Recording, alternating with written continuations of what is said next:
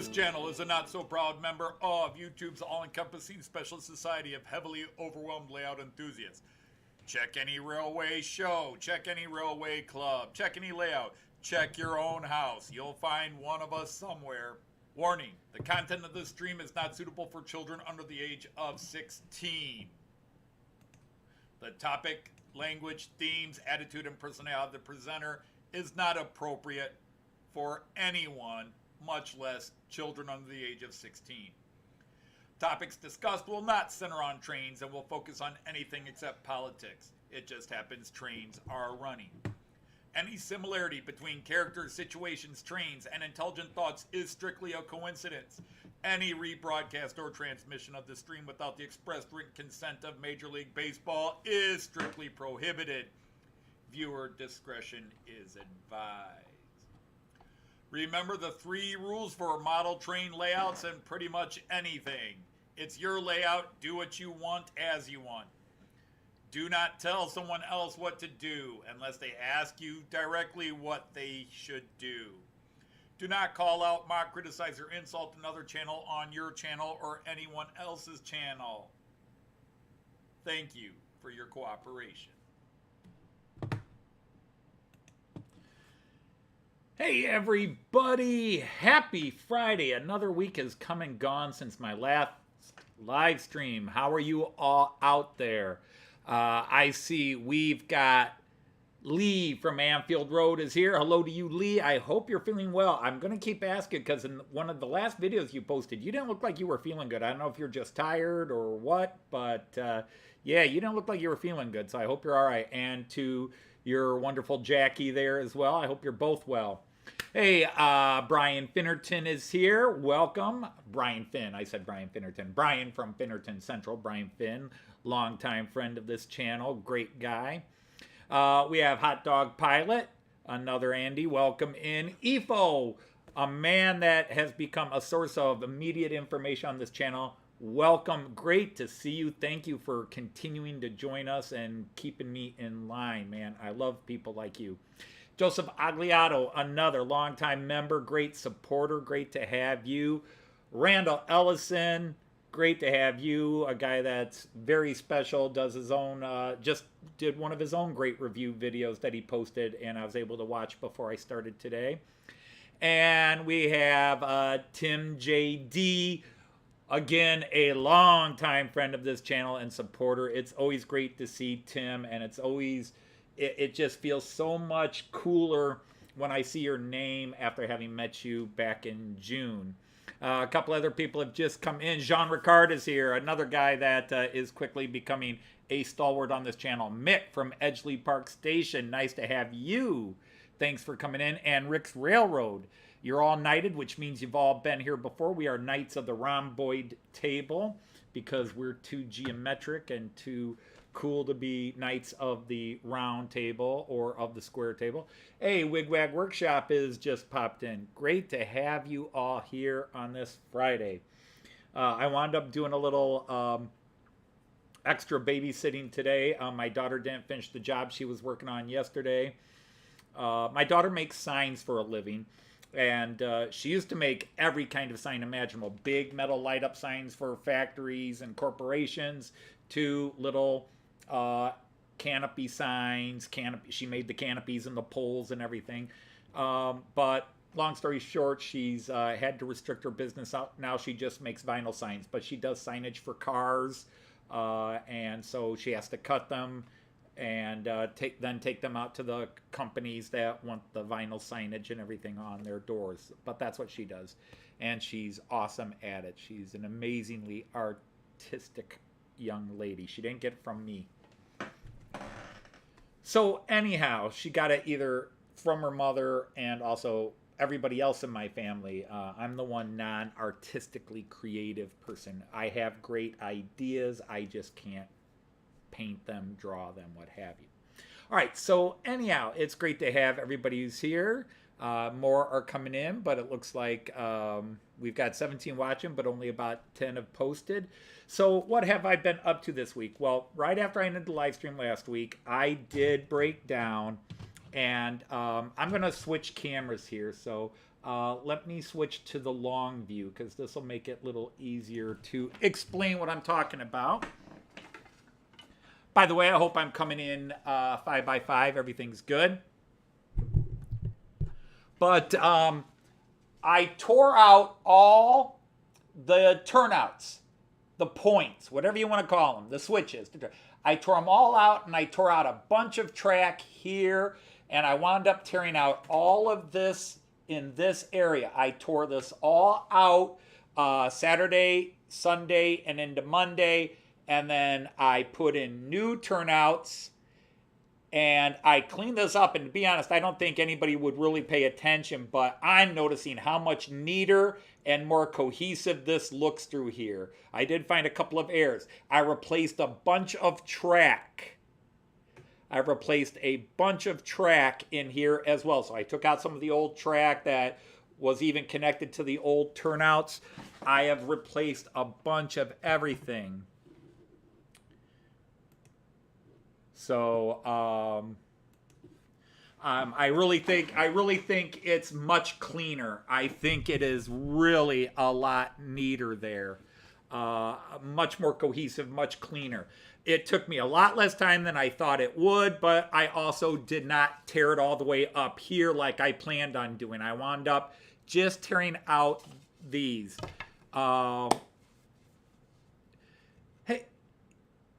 Yeah, you can't. Well, not even in the ballast. There's nothing ballasted. But yeah, there's old track and brand new track. So yes, you can see some of the new track in the, it's a little shinier. But also, when I started, I used a lot of used track, stuff I bought on eBay used. So some of that is new stuff, but it was used, and I just went through. So anyhow, let me go back to the original camera here. Anyhow. Let me show you the difference in these turnouts. Now, I know you guys in the UK or those that use Pico and Atlas, and I remember watching Sparky, and there was one of the tracks he was using, Sparky 107. He did a video months ago where he was trying to build a parking area or a staging area. And he was showing this one company, and they had like 10 different varieties of a right-hand turnout, and I assume then also a left-hand turnout. All these different varieties. Just straight turnouts. Now, Maryland has about 4. I know there's actually probably more in terms of switches. But as far as straight turnouts go, they basically have 2. They have what's called the long narrow, and this is what I did have. And I've gone to their standard.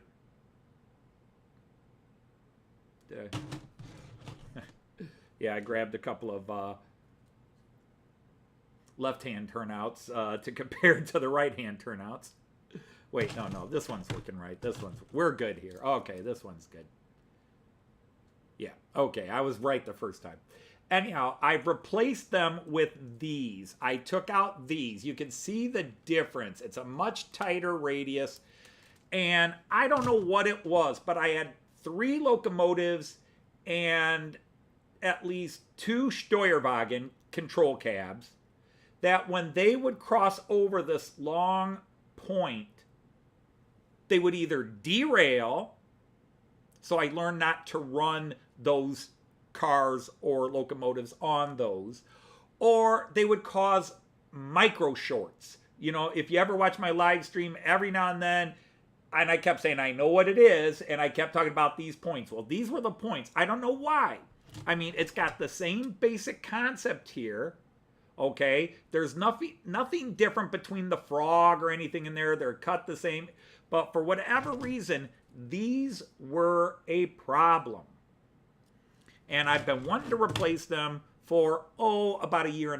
And I finally got off my lazy hinder, and I did it. So they're all torn out and replaced with these. But that, of course, caused all my track lines to be shifted, and that allowed me to go in and clean it all up. So I'm very happy.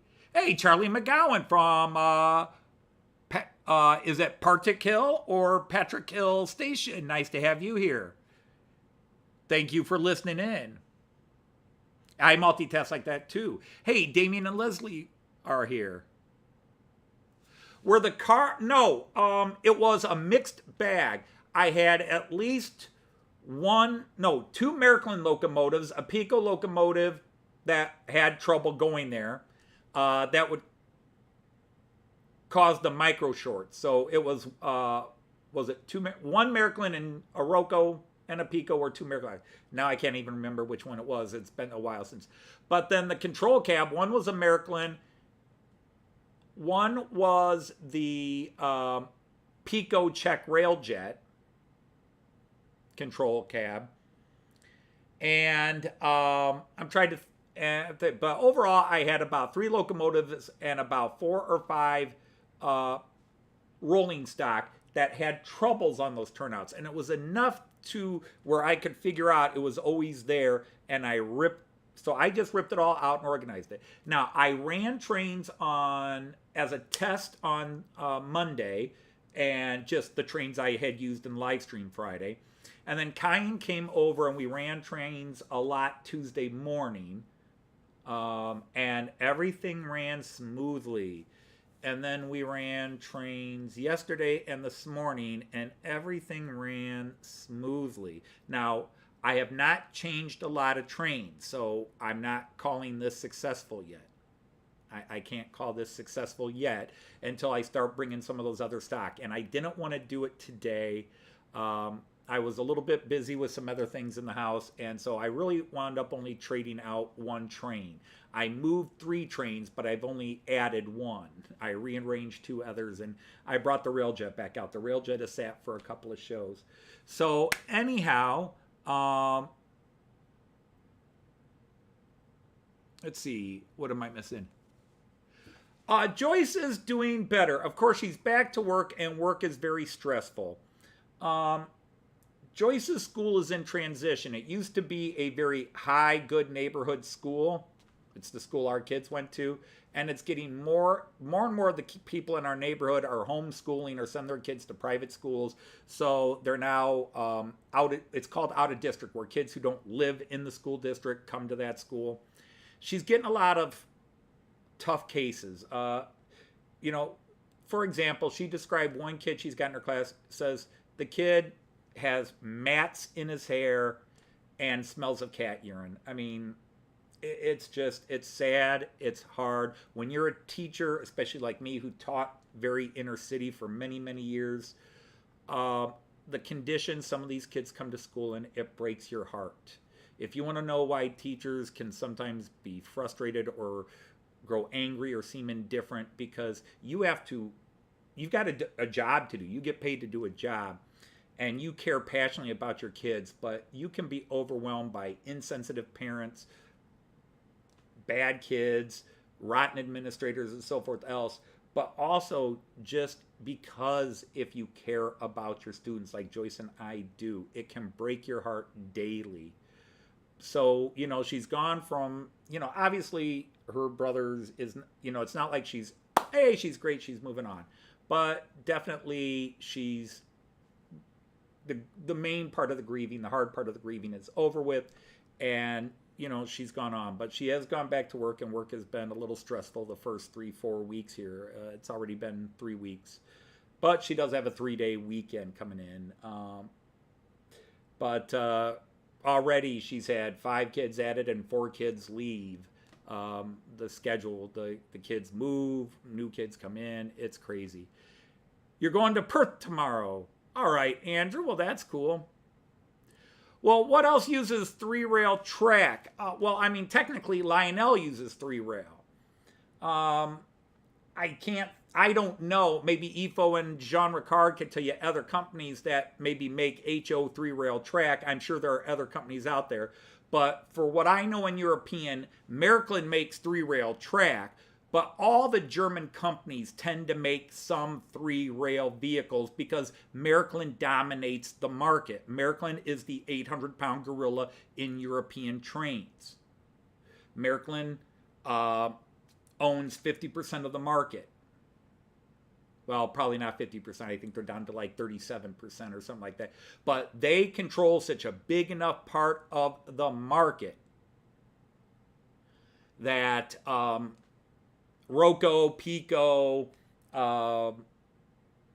Fleischmann used to in HO. Fleischmann made three-rail, or what we call AC cars. Wechselsturm in German, Wechselsturm.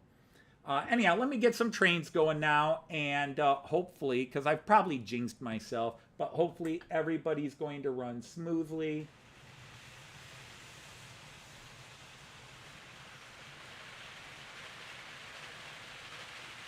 I'm jinxing myself horribly, but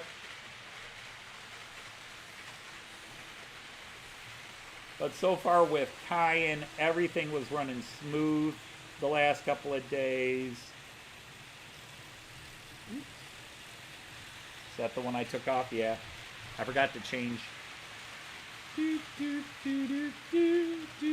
There it is. Okay. There he goes.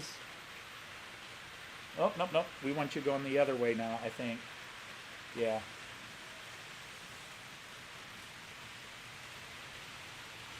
I got a lot of double-deckers run today. There's no real theme. No real drastic theme. Let me see. Hey, Digger, how are you? Jason, welcome. And there was a long time where, O-scale was almost all three-rail. But now I think most of O-scale is two-rail. But yeah. But in HO, Märklin is the one I know that makes three-rail track. I don't know that any company makes competitive three-rail track to go against Märklin.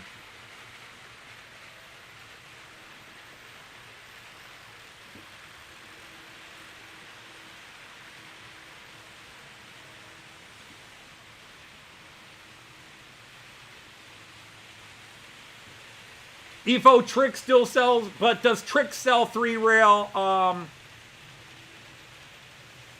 Because all the places I look, that I've looked at EFO, I don't see anybody selling Tricks Express. So I don't know if it's just new old stock, or if Tricks actually still makes Express, because I don't see it at any shop anywhere. I thought it really seems like everything is now three-rail is Märklin, and then the two-rail stock is Tricks.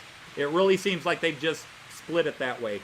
But maybe they still sell some old new stock or stuff they had, like Fleischmann. For a couple of years after Fleischmann stopped making HO, they were still selling HO stuff just to clear their warehouses.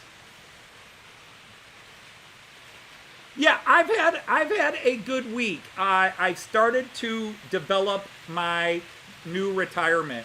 I get up with Joyce or a little after Joyce because I want to let her get her getting ready first before I get in her way. And then when she leaves, I go for a nice bike ride and a ride around the neighborhood. And then on the days that Cayenne comes over, I spend the day with Cayenne. But this has been a good week. I got a lot of work done. I got rid of those pain in the butt points, and I also turned all those points digital except for one. I thought I ordered enough decoders, but I didn't. I am one decoder short. So 3 of those 4 new points are digital now. But I forgot to buy a decoder for one. I had the motor. I don't know why. I bet somewhere I've got a decoder buried in the mess here, but I thought I had enough. Yeah, I am enjoying retirement. I'm still in that, and I was talking to Alan Wiles about this last week, and he was talking about, for him, it took about 6 months. My brain still thinks I should be going to work. And the worst part of being a retired teacher is I'm riding my bike through the neighborhood, and I'm seeing kids that are clearly school age, and I'm like, why aren't you in school? Why aren't you in school? Why aren't you in school?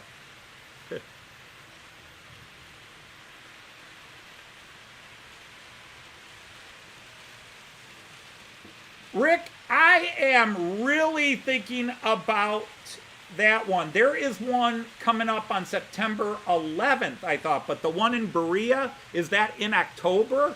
Then yeah, I think Joyce and I will go to it. Joyce is looking for a getaway weekend. Joyce would love to have a Friday, Saturday where we got away. And I mentioned going to a train show next weekend, the 10th and 11th.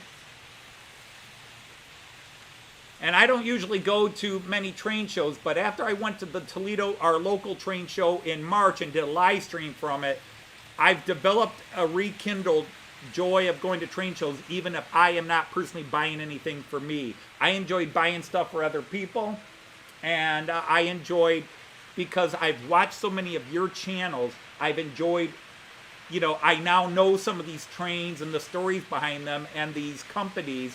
And I can now look at a Penn Central and go, wow, that's really cool. And I know so-and-so does Penn Central or PRNR or New York. And, you know, I just love that stuff. So Saturday, October 1st and Sunday, October 2nd, I can't promise it because I don't know what Joyce winds up scheduling. But yes, we would love to go because Berea is only about an hour and 50 minutes from here, and the way I drive, it would be an hour and a half. So I would be very willing to go. I'd probably have to get a Model Train Outsider t-shirt and some business cards so I can accomplish absolutely nothing but feel like a bigwig.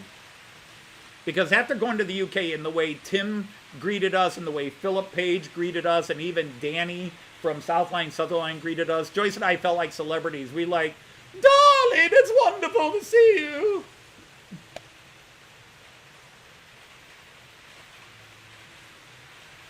Okay, Efo, thank you for that. So it's still DC, it's not 3 rail. Well, it's 3 rail, but it's not. Gotcha. Hey, John from Mystic, how are you? No, I have not. I want to just feel like everything's working, and then, I will lie. I did try one of the troubled trains over one of the troubled spots, and those ESU cars, which I still hate, I had no issues as long as they were being pulled. The only issue I had going control cab first was they keep derailing each other. They are so, part of it's they're so lightweight, but their hookup, their couplings are so garbage. And I have switched a few out and put in Meriklin or Roco couplings, which I consider much superior. But I've got these two cars. Oh my goodness, just anytime I'm going cab first, they derail. They knock each other off and uncouple. So whether it's bad bogies, bad coupler, or whatever, I'm trying to switch them all out, but I did run out of couplers, although I did order some more. Oh, by the way, you guys are noticing I'm running 6 trains, but I don't have a camera on it yet, but I may put a camera on it. Which camera can I put on it? There's actually a 7th train behind me, and that's the other big announcement I want to make, and I forgot about it because they're not here to remind me. So I'm going to just pause everything for a second. Whoops, not there, this scene. Okay, a big important announcement that was so important I forgot about it at the beginning. This is not just me. To be honest, Kevin at Medway Peninsula Models, this is mostly UK guys, but most of you guys here are UK anyhow. Kevin at Medway Peninsula Models, Brian from the Angel Share Model Railroad, Stephen Price from Bear Lane, Stephen Price, and I formed a little consortium off on Facebook, let's just say, off of YouTube on Facebook. And they want to do, and I am obviously part of that but the group wants to do one last tribute to Chris. And I will try to share it up here eventually. We haven't set a date yet. But Brian from the Lion's Share, or the Angel Share, Brian from the Angel Share Model Railroad, he created a headboard or sideboard like you would see on trains that says Chris Hales Heritage Railway.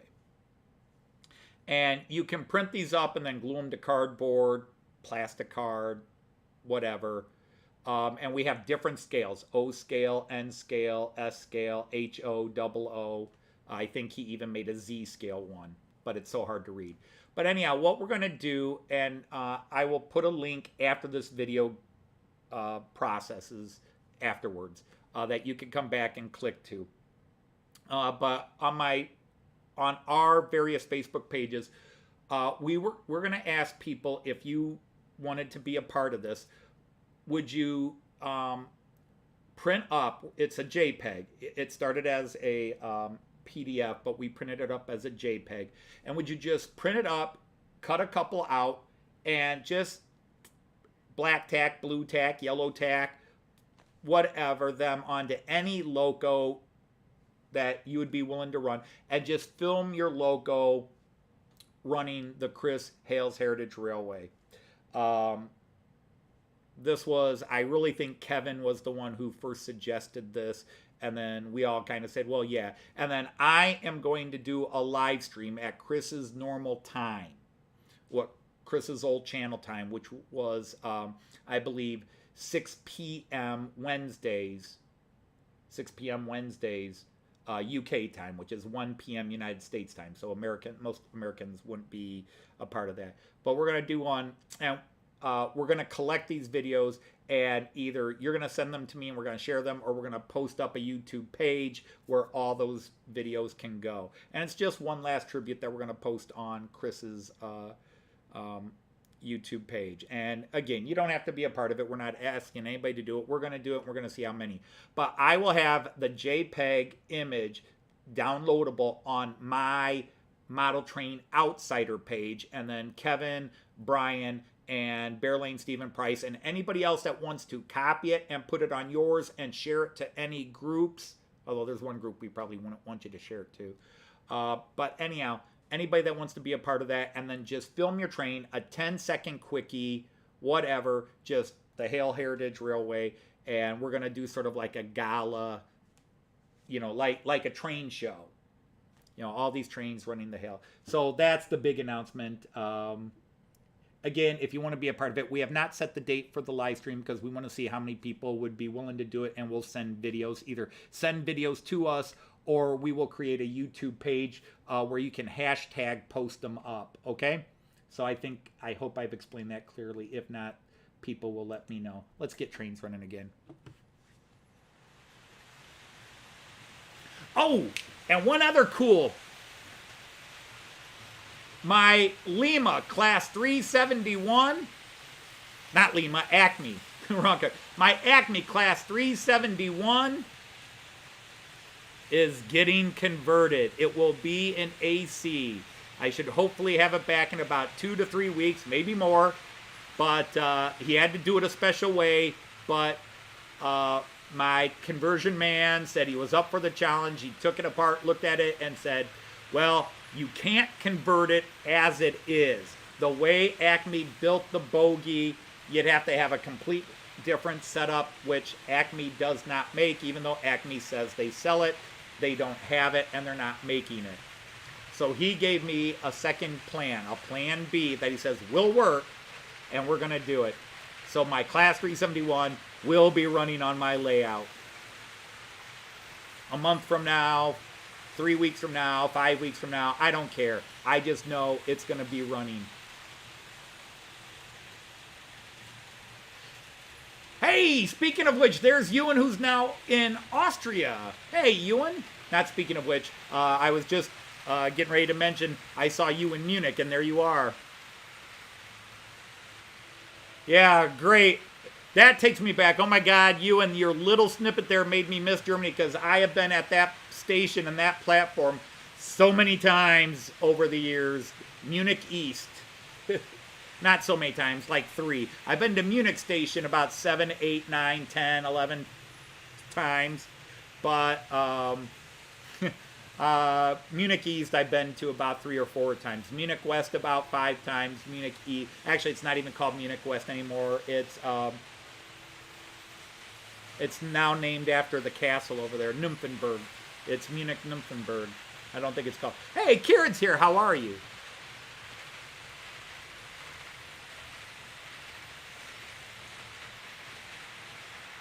Hey, GWR Buckley has come in. Nice to have you, sir.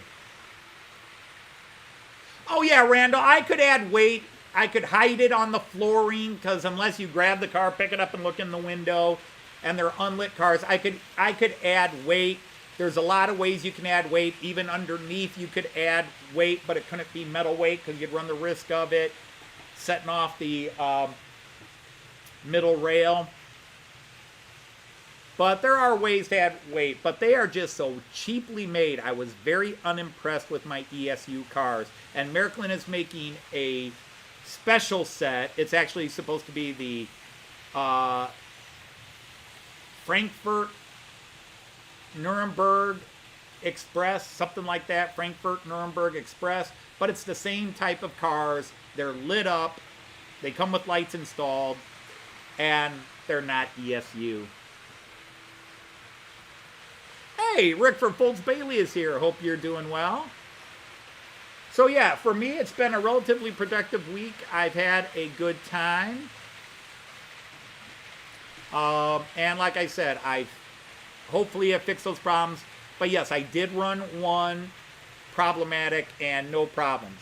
Because I also moved it down a bit, so it wasn't quite where the where part of the trains were going up the ramp in Rail 3. But I replaced them all. Replaced most of the track there, so I'm hoping it stops the little problems that were there. There was nothing drastically wrong, as long as I knew not to run certain cars there. Now, yes, I'll have to get my check rail jet and run it both ways over there and see if that still acts up, in which case then maybe it's the check rail jet, not the turnouts. But yeah, I'm very excited because I'm going to have the 371 going. I just made a big order from Lipa to get the rest of the Fowler car stuff. So once that stuff comes in next week, I'm going to start redoing the Fowler car. And I'm going to start from ground zero. I'm taking everything off except the bus station itself over there. Let me see what's the best view. The station view. Yeah, so you can see the Fowler car track. That's all coming out. All that Fowler car track is coming out. I'm going to redesign it. All new track, all new motors, all new reed sensors. And I'm just going to do the basic. I'm going to do the analog version and not try to do the digital version. Darn it. Would you quit doing that, Anthony? So I'm excited about that. Hey, Plumber, how are you? Hey there, Stuart. Nice to have you guys all here. Man, we're having a great show out. Now, I need... Well, Heath is not here, or maybe he's listening in the background, and maybe this will summon him. Heath. There, I said his name 3 times. Maybe that'll bring him in. I need something explained that defies all YouTube algorithms, but it promotes mine. As you know, last week, Friday, I put up a video, a new parody song called You Can't Buy That. I posted it about an hour before I did my live stream. It's a good song. It's the first time Joyce has sung a song in months, about 7 months, and just getting her to come down and sing because of all the issues with her brother dying, up to the point of him dying and then his passing away. She just hadn't been in the spirit or the mood to want to come down here and work on my comedy stuff. But I finally talked her into it. She doesn't think her singing was the best, but hey, you know, I think Joyce does a great job. I thought it was a great parody. It was a lot of fun. So I posted it, and it's got the typical first week view of about 150 to 180 views. Okay? It's got that 150 to 180 views.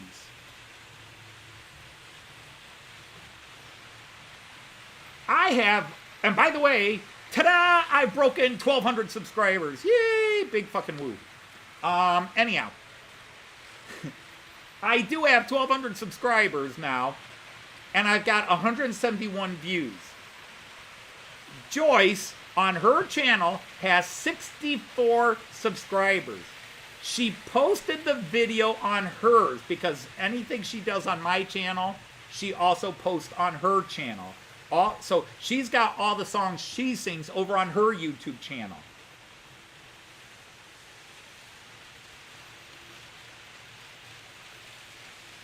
As of this moment,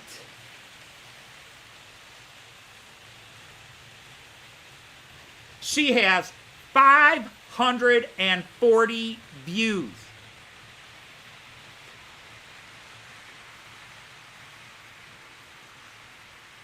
For her, that's going viral. It is now the most watched video on her YouTube channel by far. It's almost triple her highest video.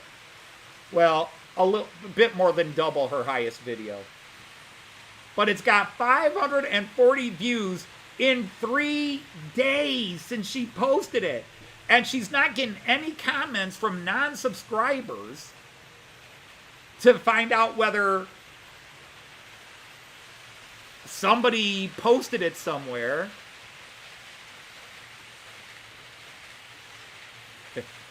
You can see 2 of me. Dude, I can make this where you could see 12 of me, and that would really make you feel messed up. Well, Ollie from Mortal Road is here. So for a Joyce video to get 540 views, like I said, I have 1,200 subscribers, and the same video got 171 views. And on her page, her latest song has got 540 views in 3 days. 5 days, my apologies, 5 days. But for her, that's viral.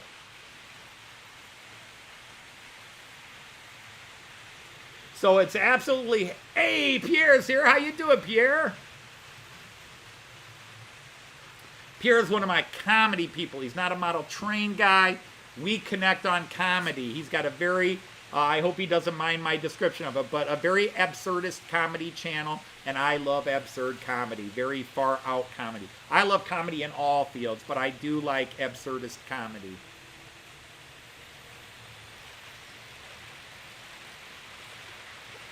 It is not my birthday.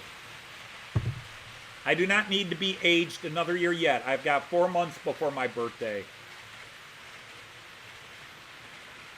3.5 months.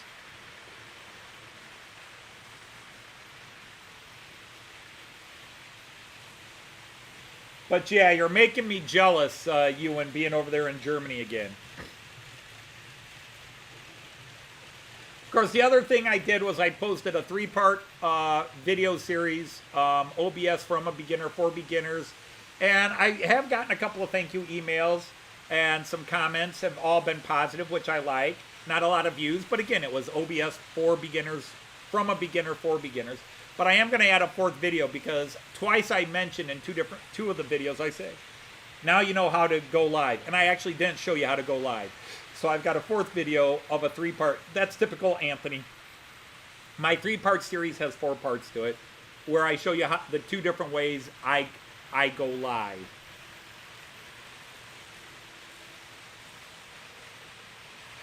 See, the problem is, I have this argument with Heath and other people, friendly arguments most of the time, is for all the algorithms, all the things, this is what you should do to grow your channel, this is what you should do, this is what you should do, this is what you should do, all these algorithms, blah, blah, blah, this is, you know, make sure you're paying attention to the thumbnail, make sure you're doing this, eye-catching, make sure you do it. There's a factor in the universe. It factors into everything, not just YouTube. And I call it the domino luck theory. Sometimes, like the Beatles, you just catch lightning in a bottle. For 70 years, 60 years, we have had the next Beatles, but nobody's come close. The Beatles are up here and the rest of the world is still here. Just every now and then, You have the right thing at the right time. And it's not about how good you were and how well you followed the algorithms. It's just domino luck. The right person at the right time crossed your video, shared it to somebody else, and boom, boom, boom, boom, boom, boom, boom, boom, boom. The dominoes fell, and your channel grew. And I always say this, there are great channels that have 250 subscribers and awful channels that have 50,000 subscribers. It's luck, okay? I like to use this basketball explanation, all right? Any one of us, we take a basketball.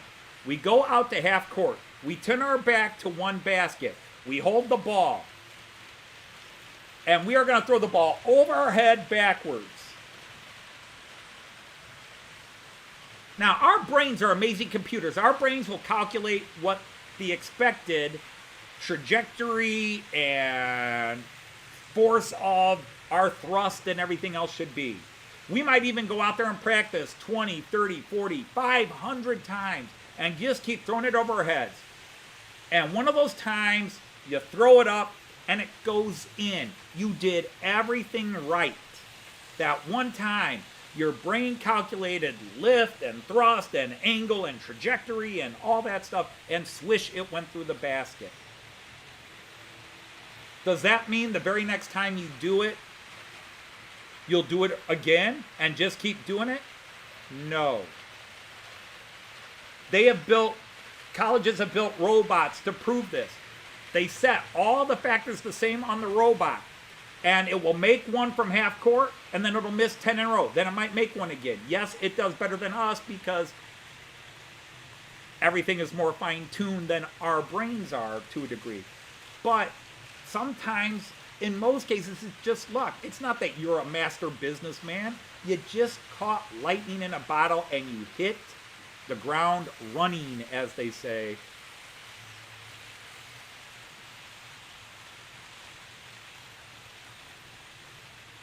Well, hey, David, how are you? Nice to have you here.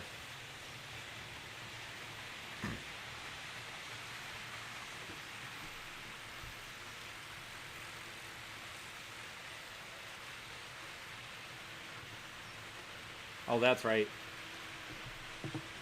I can't access that this way. I can access it this way. Hey, Kiwi Dave is here. Hi, Kiwi Dave. And I don't worry about algorithms. I never intended to grow this channel where it was meant to allow me to buy trains or anything. I am always stupefied I have 1,200 subscribers. And I would be happy if I hit 200-300 subscribers a couple years ago and stayed there. To be honest, the most important thing to me is the 20 to 40 people who show up at my live streams, because most of you people show up almost every week. Why, I don't know, but it's wonderful to have you. And then when I get to meet you in real life, the Tims, the Allens, the Andrews from March West Junction, it just makes it that much more special. The Lees. Hey, Boxcar Jerry's here. How are you? Algorithms and logarithms. Yeah, don't forget your logarithms.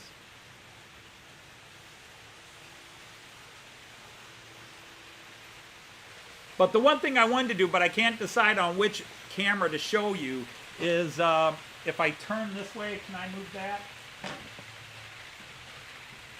All right, let me have another minute here of fun. I just did this to monkey around. My UK people, left hand right there. You all recognize that, don't you? Can you recognize that little black box? No, it didn't come out of an airplane. My UK people, maybe some Americans. Do you recognize that little box there? And if you look down on the floor, there's track.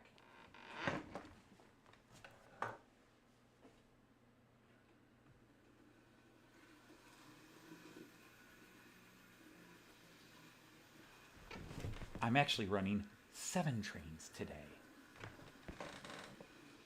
Not my usual 6. I'm running 7 trains. I'm running my little Mallard down there.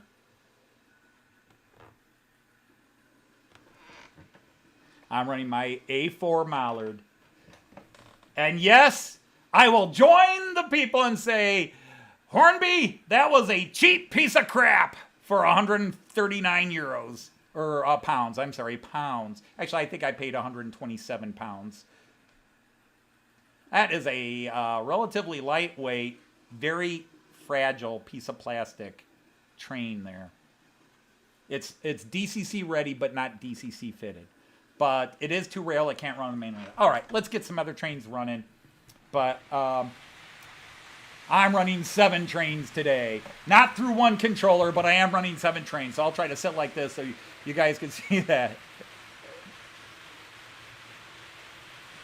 So I got my... I could put up my Eurostar down there. I could put my Eurostar down there and do 8 trains and have them circling, but I'd have to watch. But I've got about a... I think it's 6 foot. No, it's about 5.5 feet of track, and then the curves that came with the box. Actually, I've got 2 00 trains. And Tim and who else knows? Well, I don't know if Tim knows, but Tim and Philip Page. Did Philip come in yet? I bought the... I didn't buy the original cars that it was hauling when it broke the record. But I bought 3... His name was Gresley, right? Nigel Gresley, or did you say Greasley? Gresley? Grez or Grease? I bought 3 Gresley teak corridor cars, which would have been common with the A4. Those are coming from the UK. They're due in the next 2 weeks. But I guess there's a rail strike. Not only has there been rail strikes, there's a mail strike. So a rail strike and a mail strike. It sounds like anything that ends with ale is going on strike in Germany. Or in the UK. See, I think Germany first. Anything that ends with ale.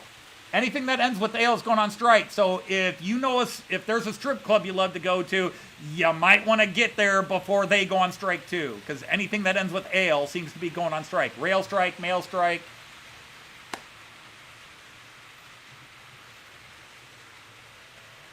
But I've got 3 Gresley teak corridor cars to come. I don't have room to put a table up there. I actually tried to do it on a card table, but the curves were too wide for a card table.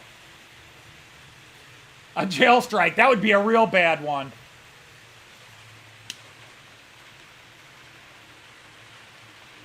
Well, you all can figure out when I said a strip club what would be going on strike. I could have also said a cat house, a bordello.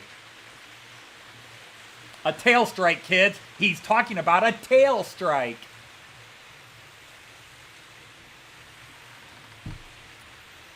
Yes, I went on...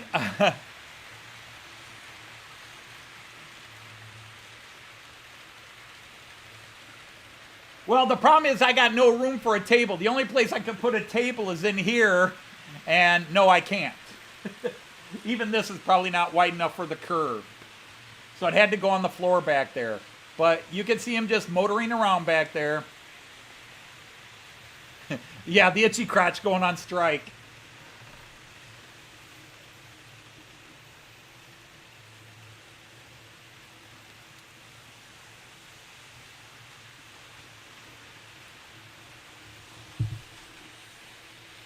The itchy crotch going on strike. That could be a plot device I add into Series 3. I've already come up with a couple of jokes for Series 3. But I really need to start thinking about the Christmas special. And then I've got some things set up, but I still don't have the driving plot line of Series 3 yet. So I really need to start brainstorming. But that's my problem. If I start trying to force it, I get writer's block. I have to just... Something will spark it, and then I get writing.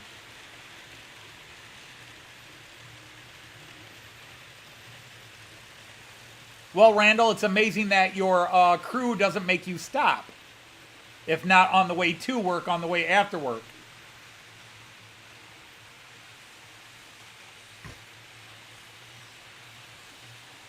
Well, Andy, Hot Dog Pilot... when we were in the UK, Joyce and I noticed small strikes. It almost screwed us a bit.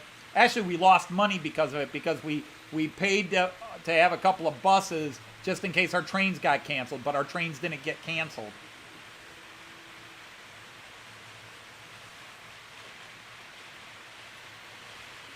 The topic has been everything. Let's see. I talked about all the new work I got done on the layout today, Kiwi Dave. Well, I didn't get done. I talked about it today. But I replaced these horrid, long, narrow points. No, these aren't the ones. I replaced these horrid, long, narrow points with these shorter, much more reliable points. On that one trouble area I've been complaining about for a long time, I finally tore all that track out, replaced it all. And then,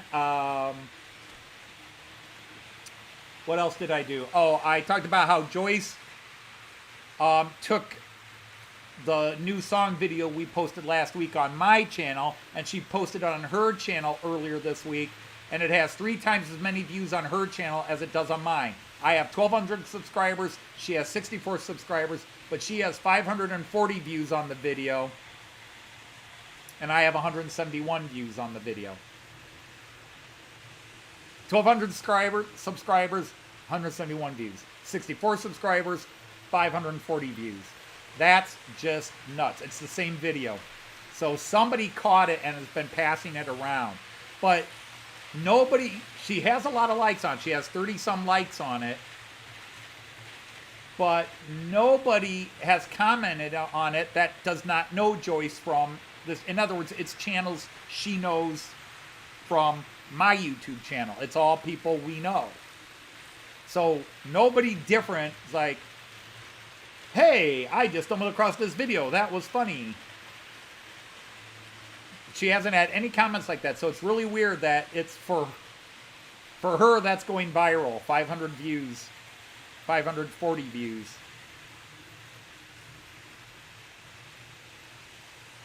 Your computer froze.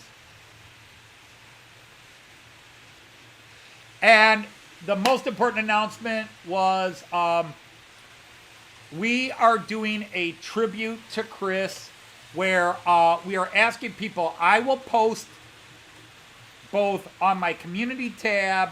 I will probably post just a separate video as well where I clearly talk about it without all the confusion.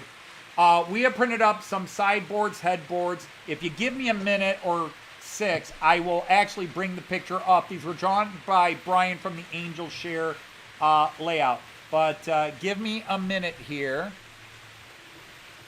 And just watch the trains and pretend I'm looking at you and talking to you. But I downloaded it on my other computer, but not this one. So, I want to go here. I want to do this one. I want to go to mail. There it is, the Angel Share. There's the JPEG.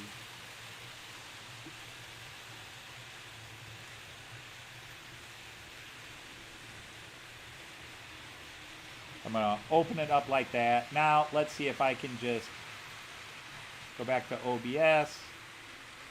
And I'm just going to click Add Source and Add Image. Yeah, I'll just call it Image. Okay. Browse. Is it in Downloads? Would it be there? Okay, there we go. So yeah, it didn't take me too long. So this was all designed. This was designed by Brian from the Angel Share Model Railroad. So you can download this as a JPEG, or I could email it to you as a PDF. And I can email it to you as a JPEG too, whatever you want. But you can print this up. We have it at different scales. Now I've enlarged this, but we have O scale, double O, HO, S scale, N scale, and Z scale. I believe those are all the scales.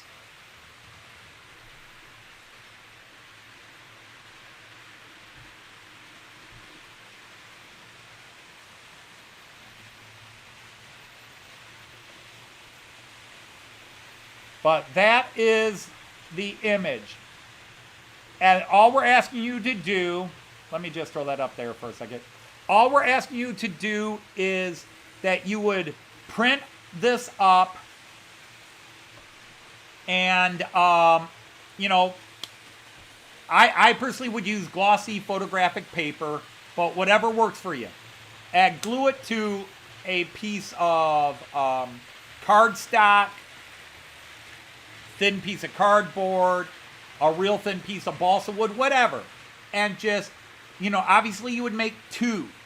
You would make two, one for each side of your train, although really you could just film one side. And you would just stick this like any nameplate headboard on a train. You could put it on the front of the train, the side of the train, both sides of the train. I'm going to be sticking it on the A4 here and the ICE and make two different films. I might stick it on the Railjet. And all we're going to ask you to do is just film it running on your track. Whether you're running a circle on a table, whether you're running on the floor, on a layout, up in your loft on plywood and nothing else, just a 10-second, 15-second, 30, however long you want to make it. We're asking you to just film it, and then we will tell you where to send it if you want to upload it to us, or we will create a YouTube page where you will hashtag it to that YouTube page. But then I will do a live feed where I show all those videos. Okay? Hey, Curly, how are you?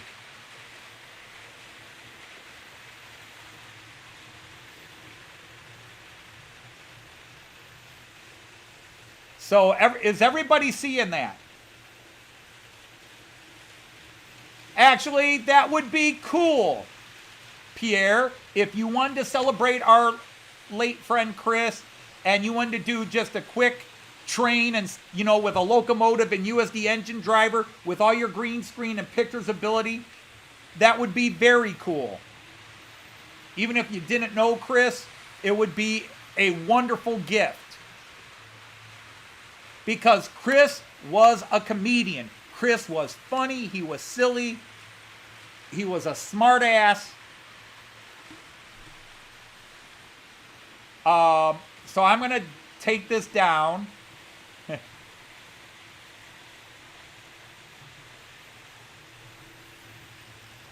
Hope I got the right one. Yeah. There we go. Okay. Yeah, just, you know, if you were to Google an A4, that was his favorite train. If you could Google A4, the letter A, the number 4. What is that in French? A4? If you were to Google A4 train, A4 train. 1, 2, 3, 4. Yeah, A4. Yeah? Oui. Oui, A4. A4. If you Google that type of train, that was his favorite. That's why I want to run the Mallard, and I'm going to stick it on the Mallard. I might run it on my kitchen table. And to be honest, that would be a great tribute to Chris, because if you guys all remember, Chris started with them on a coffee table in his living room. And Chris was sitting here, Shirley was sitting here, and they had a coffee table, and he was running his trains on a coffee table.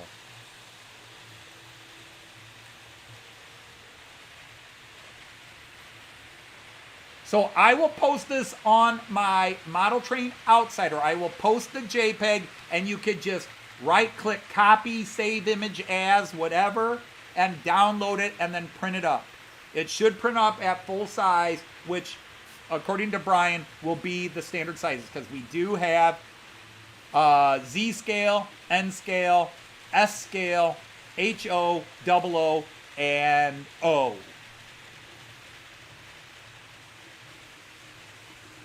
But anybody willing to do that, I will post a second video up probably tomorrow and explain it, and then I have a link to my Model Train Outsider Facebook page. So those of you who don't like my views and my politics on my regular Facebook page, you don't have to worry about it. You can go to Model Train Outsider, where all I talk about is trains there.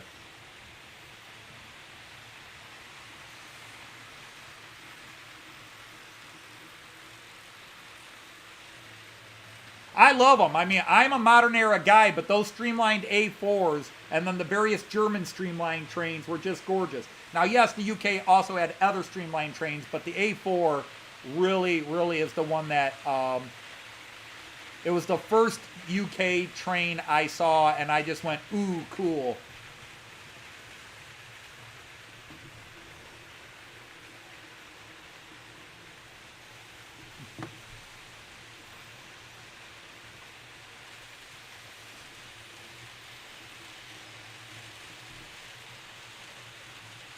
That's it. In fact, that is the one I'm running behind me, Pierre, the Mallard.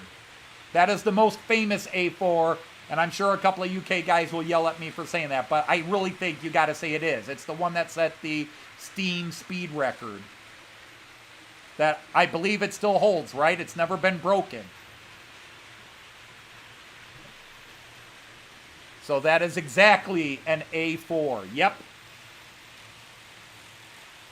Thank you, Pierre. That would be awesome. And again, we're going to give ourselves a couple of weeks here. So take your time. Just don't forget it if you're going to do it.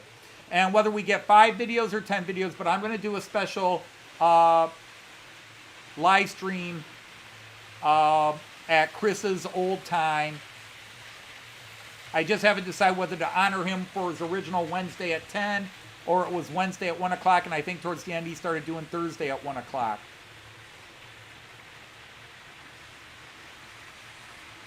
Hey, Kyan! Opa loves you! Kyan, it was fun to have you again today. You were so cool.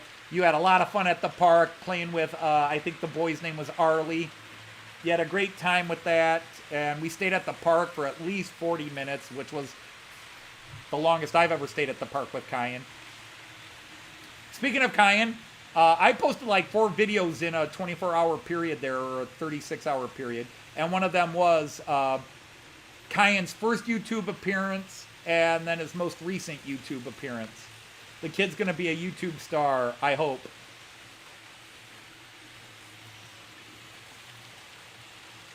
Although, usually he was good for 2 trips down in the train room. Once in the morning, once after lunch. Now he's 1 trip. I'm slowly losing him to Hot Wheel cars.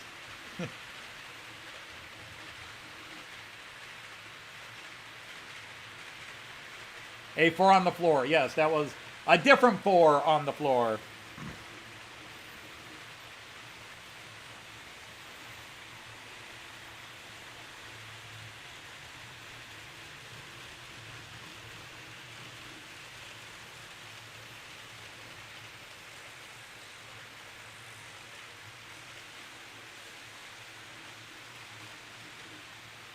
So, yeah, but let's go through. I'm still running my new 102, which is going right above me as we're talking. I keep forgetting to set up the GoPro. Now that I can run it with no problem, I don't know why I'm not adding the GoPro. I just don't think about it. I need to put it right here on my keyboard when I'm setting up. And it would take me about 10 minutes to set it up and do it. What I wanted to do was... Can I do it? Is everybody good to go? I think everybody is lit up. Okay, that mostly lit up.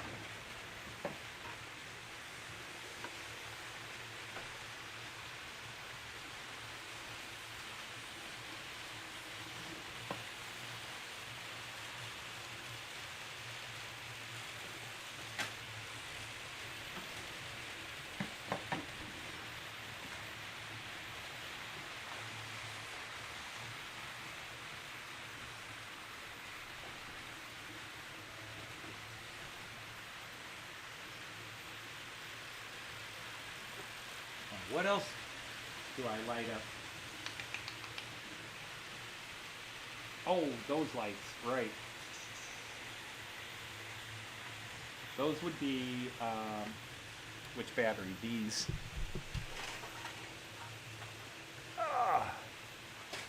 I think it's these.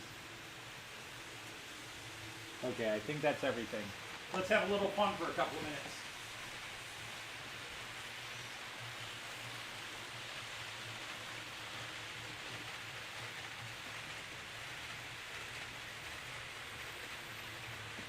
railjet lights are on, but not very...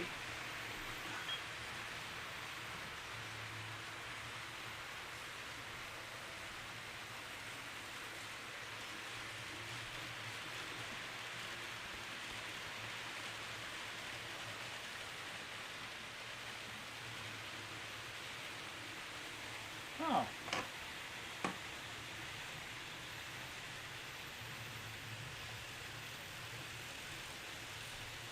Huh. Now the railjet lights aren't working. Huh. I'll have to look into that.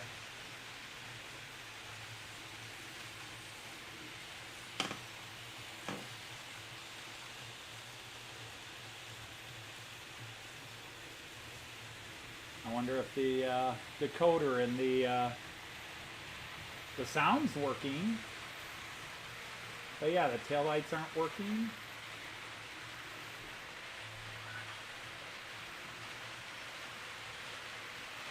But there you go.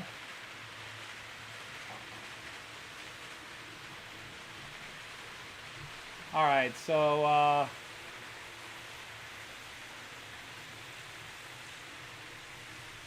oh, the bus station didn't light up. Are the batteries dead? The station's lit up, but not the bus station.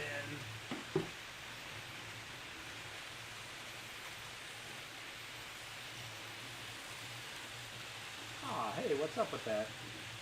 Well, fortunately, I do have more batteries. So, let's replace these batteries and see if we can get it to work.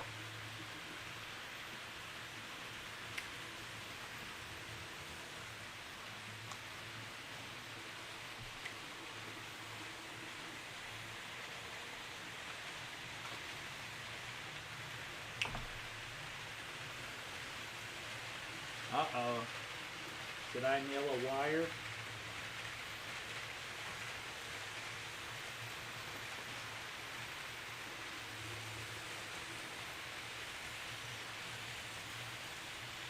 Or was that one of the dead batteries?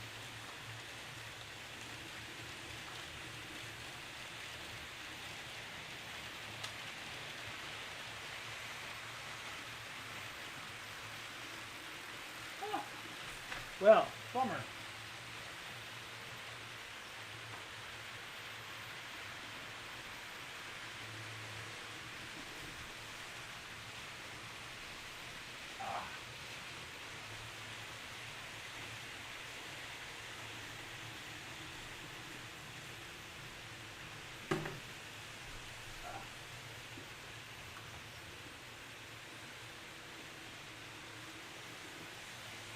Don't mind me, guys. I'm trying to sort a problem out and not succeeding.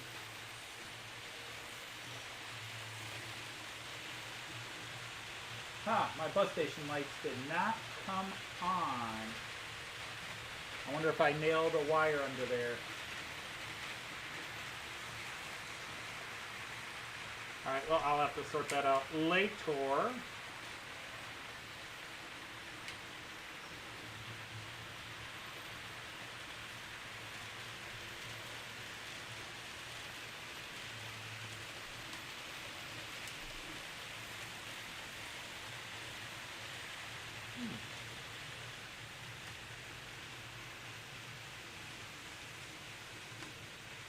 Okay, well, I'll sort that out later. Oh, well. Well, wait, there they came on. Well, that was weird. Okay, so there's that. The station view, you can see the platform lights are on, the bus station. Yeah, I was trying to show off the lights on the trains, and there's the village view. Now you can see the bottom area of the station lit up, the platform lit up, the bus station lit up. I still need to put a capacitor on the station lights, to the bus station lights.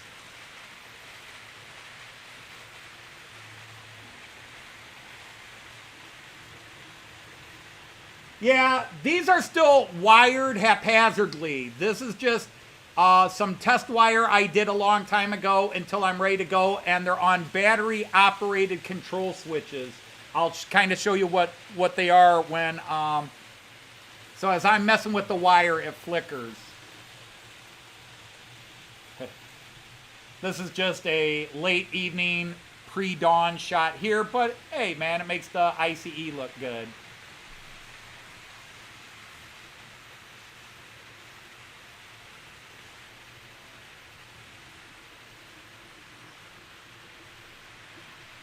So that's kind of a cool shot in the dark where you don't have lights on the tracks or the streets there.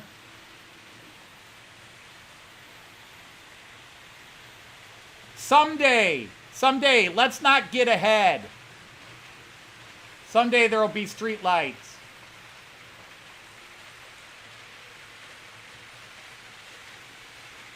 Don't go there, Jean Ricard.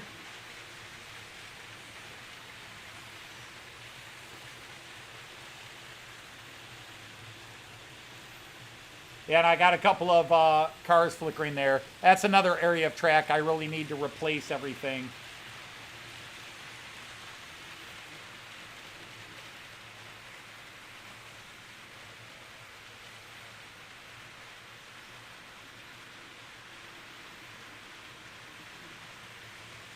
And in this camera, you can kind of see how that other station way over there is actually lit up, but no, not the platforms, because that's all temporary stuff that won't be permanent anyhow. And then there on the long view, you kind of see how this side, again, there's only a little bit of lights.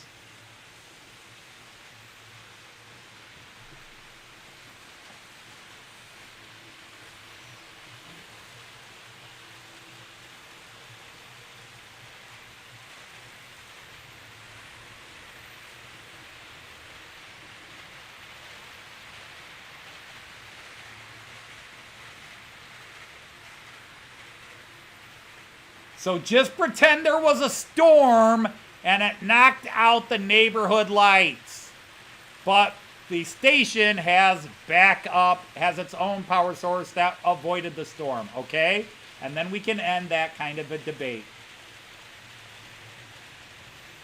So there, that was that.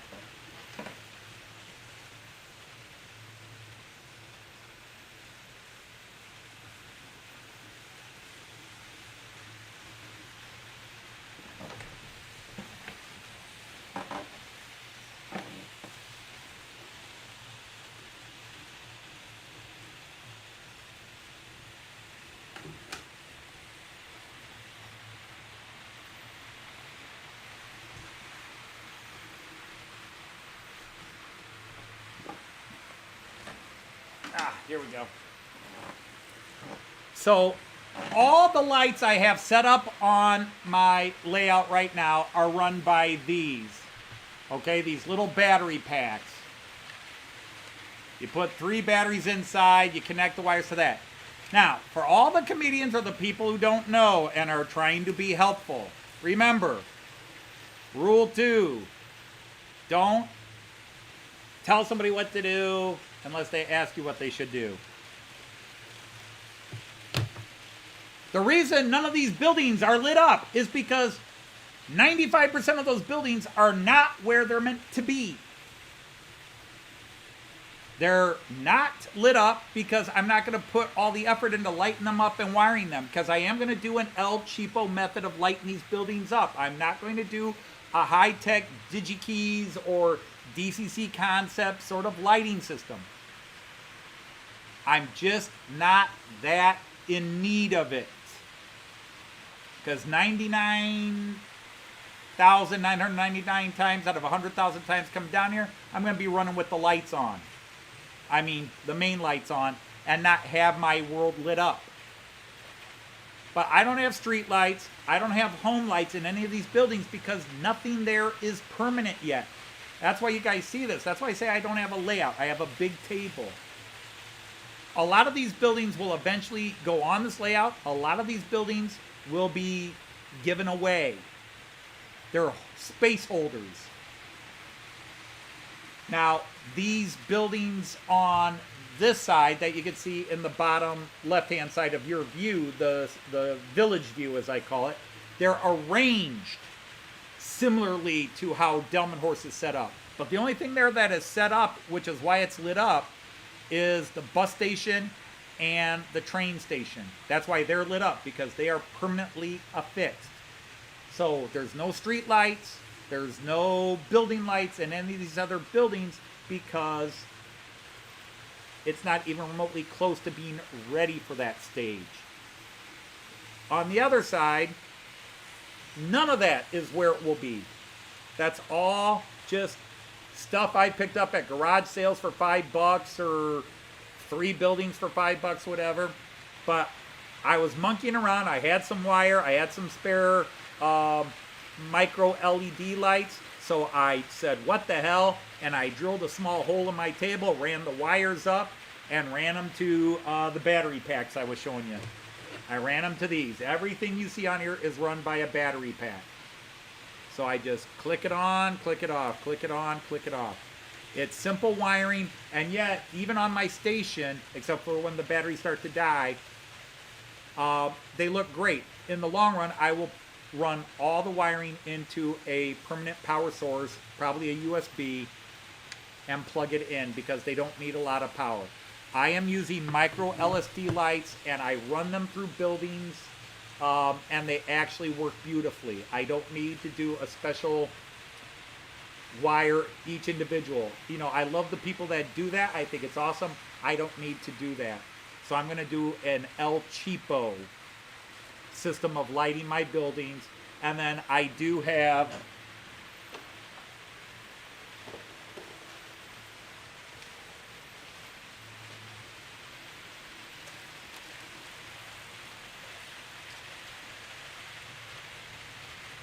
street lights and street lights and more street lights and more street lights that will all go in when the table is ready for that stage.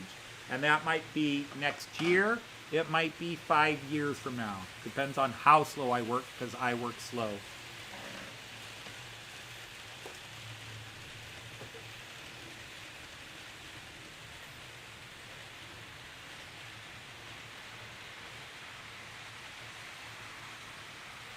Haven't dropped a frame today.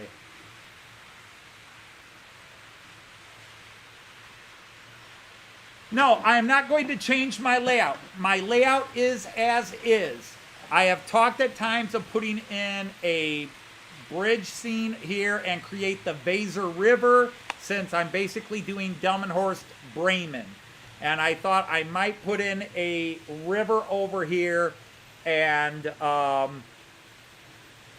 at least pretend it's the river Weser, which the city of Bremen is built on. Bremen is on the Weser River. The only downside with that is I have 6 lines of track that run, and actually more than 6 lanes. And of course, you don't have 6 lines of track running over the Weser. You have one bridge that has 2, and then 2 other solo bridges. It might even just be 2 bridges that are 2 and 1. So, yeah, it's... everybody has a different objective with their layout, and my objective is not so much the realism, other than the Delmenhorst station and town section I'm building. That's the only thing that has to be realistic. Everything else, I just want trains in motion. So, a lot of the stuff I put down, even some of the, like in that picture, well, pretty much next to me over there, that's the ballast. A lot of that is actually easily removed for when I decide to do something. I just did that to see how I liked it coming out of the station. I decided I really did like it for the most part, and I've left it there. I'll probably go back and add more tufts of grass, some weeds, some signal box, some post for catenary wiring and that in the long run. But again, I don't need a very super realistic, prototypical layout. I just like to run my trains but Delmenhorst is special to me, so I want Delmenhorst. Yeah, I have. I have. The problem I have, Evo, I'm actually subscribed to Follow Create, is I'm not a good enough graphic designer to design the Delmenhorst City Hall. Stupid gnat. The Delmenhorst City Hall has a lot of nooks and crannies in it, especially where sort of the old building and the new building are kind of blended into one. It's a very bizarre little setup, and it's very hard for me. And trust me, I have started with Tinkercad to see if I could build a basic. And then they have different type of windowsills on each floor. And I am just not that clever a graphics designer. I'm that clever in a lot of things, but when it comes to designing things in Tinkercad and stuff, yes, if something's a basic box, I can design it. I've designed a couple of 3D buildings I've printed to get a feeling for how it works. But the Delmenhorst City Hall, Water Tower, have so many little nuances that even with Tinkercad, I've just lost. And with Follow Create, it just drives me over wall. Yeah, I'm an hour and a half in and I haven't dropped a frame yet. I am broadcasting at 6,100 kbps, but my upload speed was at 10.7 before I went live today. I could really make all these pictures pop if I were to upload at, if I were to increase my bit rate to 8 or 8500. I wouldn't go up to 9, but I'd go up to 8500. I like to keep the bit rate 10 to 15, at least 10 to 15% below the upload speed. All right, Brian, take care, man. Thanks for popping in.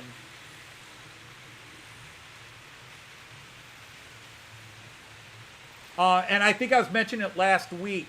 There was a young man who I even joined this website.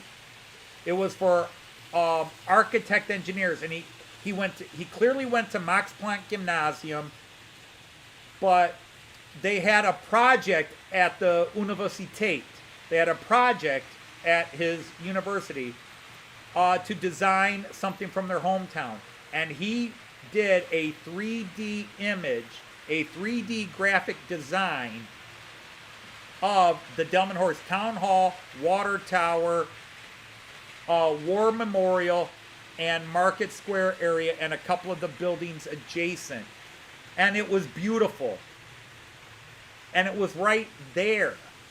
I mean, he clearly had all the measurements from top and all angles. He nailed it. He had all the little nooks and crannies. I sent 3 emails to their site in German and then translated in English below in case somehow my German was bad, and said, dude, I love this design. Could you send it to me so I could translate it into a 3D printer? And I said, I will pay you for it. Because you did what I can't do. You 3D graphic design this. It's not that hard to take his measurement scale drawings and convert them into a 3D drawing. Or the 3D printing codes. The STL file or whatever file you use. It wouldn't have been that hard. I can do that. But never responded. I still got the website saved. It's perfect. All I would have to do is get it to the right scale, and I would do true 187, or maybe I'd go 190, 193, 1 to 93. But it's beautiful, and they don't respond, and you can't, the measurements and everything aren't there. You need his graphics files. All right, Edward, thanks for popping in. I hope you feel better. I know you said you weren't feeling well later.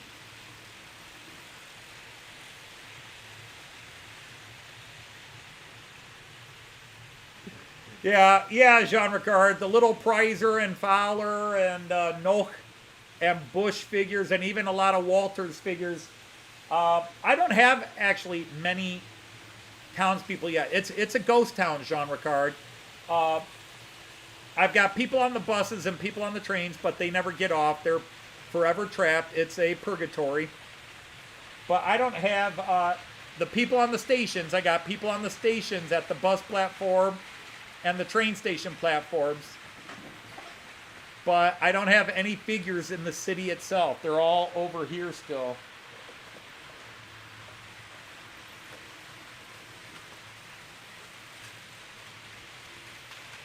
I got some cheap citizenry here.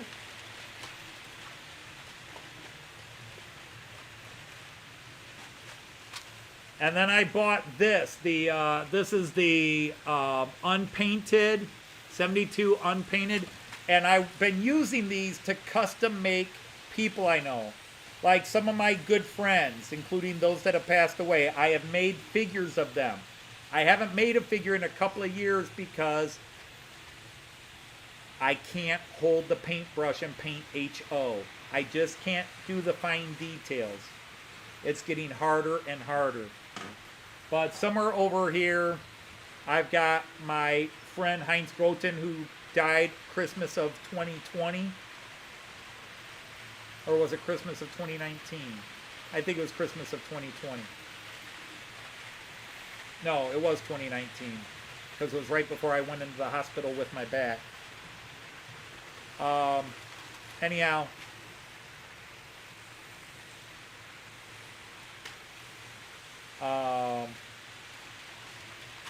But I've used this to custom make, as well as using glue and carving and chopping off a head from one figure, putting on another. I've used this pack to custom make friends of mine, people I know. But I haven't done it in a couple of years. I've got some friends made. For example, what's not on my layout, and I've showed this before, but this is my little friend Piotr from Delmnorsk. This is his hot dog stand. I've got it sealed up in a baggie to keep it fresh. But this is his hot dog stand, and you can see little Piotr in there. I can increase this in size. But, yeah, you can see his hot dog stand, the trailer that's behind his hot dog stand, the the reefer car or the refrigerator car, the umbrella and the seats and all that. And his little curryverse stand, Piotr's Curryverse. This is an actual shop, and a friend of mine, although I haven't seen him since 2019. And see, you can see the shaky hands going already. But I do have them in there. So I do have models. I was going to make myself. There's a figure Prizer makes that I said I can make that me, and then Joyce, and then just some of my random students. I even posted on Facebook a couple years ago, and I said, who wants to be made? And I had like 30 students say, me. And I'm like, wow, that was a bigger response than I expected. But I was going to custom make them. I've got pictures of all my students, and I was going to custom make them and have me, Ed Joyce, and a bunch of my students on one of our trips outside the station getting ready to go in and catch a train.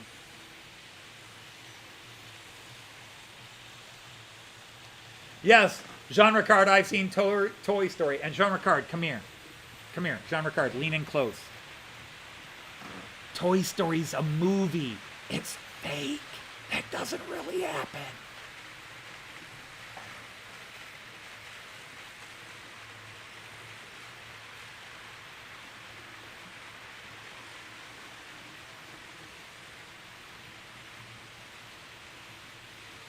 Yeah, all my students are overage, so I don't need permissions anymore. But I actually have their permission slips. Well, actually, no, I threw them all away last May. I had 14 years of permission slips that gave me permission to photograph my students because they were underage. So I couldn't take pictures of my students without permission from their parents. So one of the things my parents had to sign was a contract, and then they had these list of permissions, and they had to click, you have my permission, no permission, to photograph their students, because I would take picture of all my students in front of different places in Germany, historical landmarks, famous landmarks. I would take pictures of all my students standing in front of these places, and if anybody didn't sign the permission slip, or their parents didn't sign the permission slip, they had to go stand over there. Sorry, you can't be in the picture. Now, truth is, I only had that happen once. And the kid snuck into half the pictures anyhow. The kid was just kept forgetting to get his parents to sign the permissions.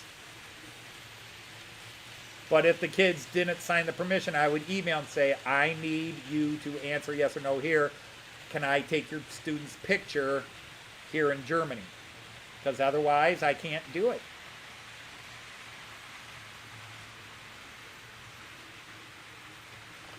Oh, and I turned my thing around, so there. No, not that you could see it too well anyhow, but Mallard is still running back there. So anyhow, we got guys coming up the ramp, so let's watch them up the ramp.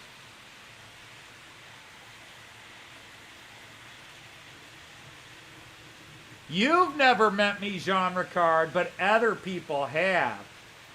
Do you think Joyce is potentially not real?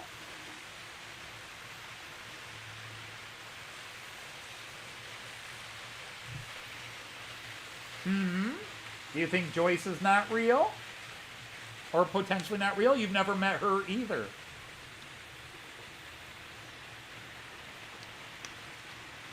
Some people have said Joyce is too real to be true.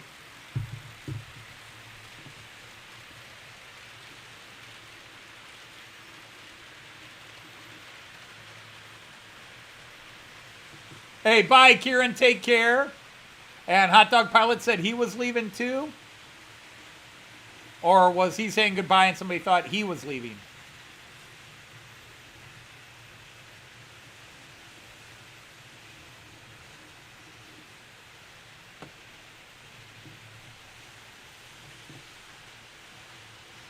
Because, yes, some people think Joyce is too good to be true. But nope, Joyce is everything she seems to be. She's one of those very special people.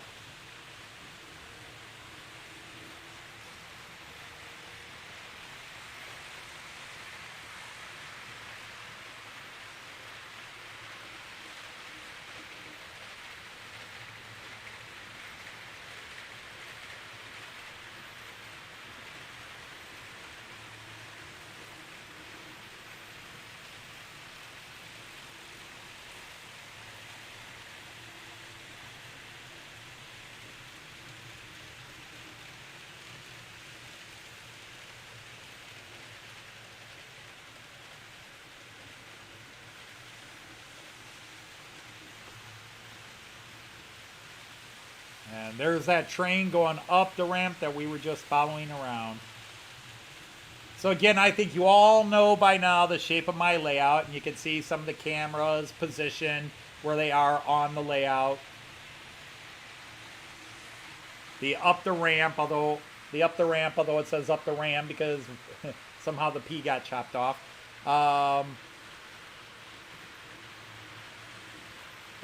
The station cam, the village view, the DB cam, the bridge view, the 11-lane view,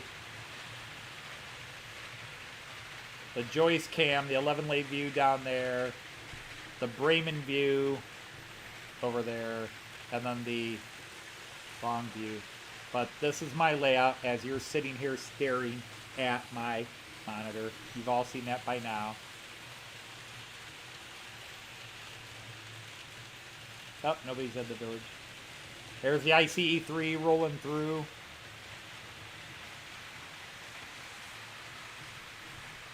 I don't know when we're going to get to Down Under. It's definitely, it's definitely in the works, Kiwi Dave. I would love to see New Zealand at least once. Artie down in Australia, and maybe someday Joyce and I will do a New Zealand and then fly over to Australia and then back home, do sort of a triangle trip. But that might be a few years yet. Right now, we are going to Germany in this coming June. We're going back to Germany. And then we're going to the UK again in 2024. And can I go 3 years without going to Germany, where I'd go to Germany, you know, where we would do a different trip? Because we also want to do a Scandinavian trip. And Joyce and I can only do one trip a year. We go in the summer, and we save up, and we can afford one trip, but we make it a good trip. We save up. I've been having that money set aside for years, deducted out of my old paychecks, deducted out of my retirement pay. It goes into a safe place. And so when it's time to start paying for everything, flight, and Joyce and I travel cheap. We travel cheap. We do low budget places to stay because we don't need a fancy hotel or house. Sometimes we get lucky. I just need to rebuild an entire driveway, Steve, but welcome in. Glad to have you. And yes, our holograms met, Leslie. Our holograms met. We almost crossed streams, which is never good, but our holograms all met. Although definitely Robert and Alan Wiles' hologram streams crossed, because there was some crazy stuff going on between those two. those two could be a comedy team, man. You put Robert and Alan together, they would be Morecambe and Wise. Abbott and Costello. Except I don't know which one would be the straight man.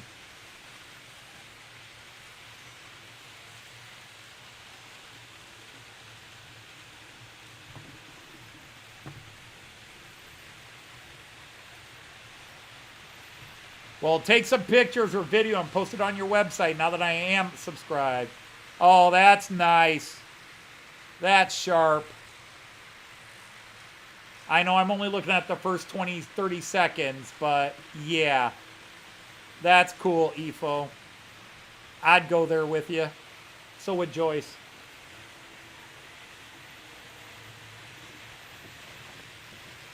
And we appreciate that offer. We appreciate that offer.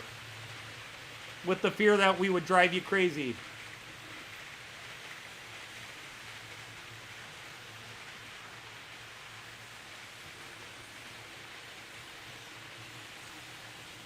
But we,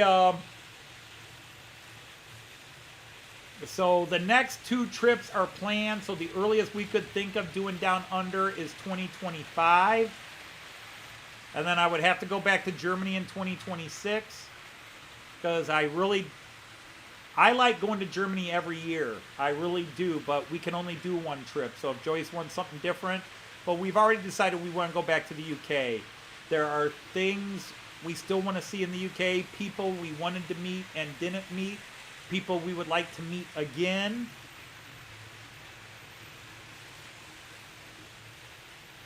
But we definitely want to get to the other part of Scotland. We might spend a week and a half in Scotland and stay at 2 different places, because Joyce really wants to go as far north in Scotland as we can go. Hey, Richard, how are you? God, I'm so mad I missed your Wednesday live stream. I was out and about doing some work, and then I remembered, oh crap, Richard went back to Wednesday live streams. And I know you say it's not a big deal, but it is a big deal. It means something to me. I like to watch, and I like to chat with people, and it's been a while since you've done live streams. So it'd be cool to chat with you while you're doing it. It's nice to watch it on replay, but it's not the same as being there. Yes, Efo. Joy saw those in a video and would love to see those. Because there are places that are similar to Stonehenge but make Stonehenge look like a Lego model in Scotland. You know, Stonehenge is the famous one. And we were near Stonehenge, and we actually rode a train where off in the distance you technically could have seen Stonehenge, but I hope this doesn't sound bad. Joyce and I were not that keen on seeing Stonehenge. I know it's one of the famous landmarks, but we both were like, you want to see Stonehenge? Well, I hear it's not really that big a deal. Yeah, me too. And it wasn't the era of history we were really in. But there are some much older and supposedly bigger ones in parts of Scotland and Ireland. But that's the other thing. When we do the UK trip, we want to get over to Ireland. And we definitely want to go up to Donegal and see the Donegal Railway Museum and meet Mark. But Joyce definitely would want to go back to Wales.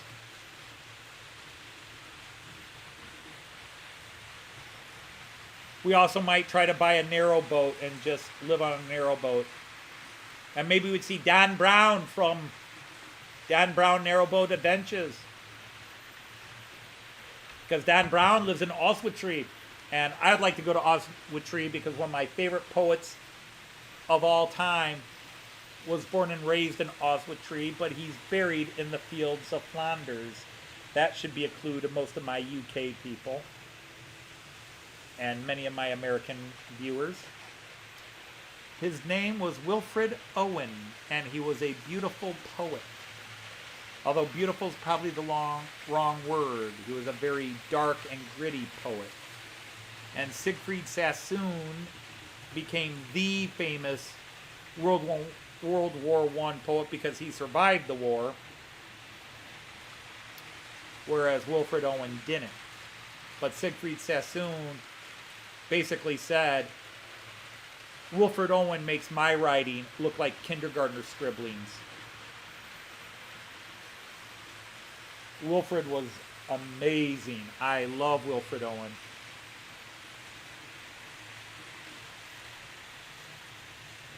Yeah, narrow boats would drive me crazy because I actually subscribe to a narrow boat channel where they sell narrow boats. Actually, I was subscribed to Dan Brown. That's Sort of Interesting.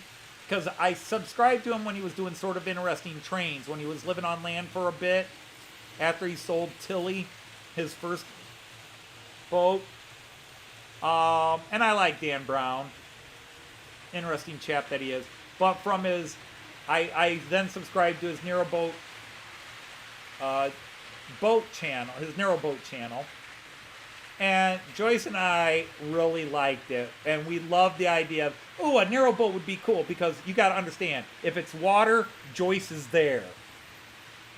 If it involves floating on water, Joyce has signed up before you can finish explaining.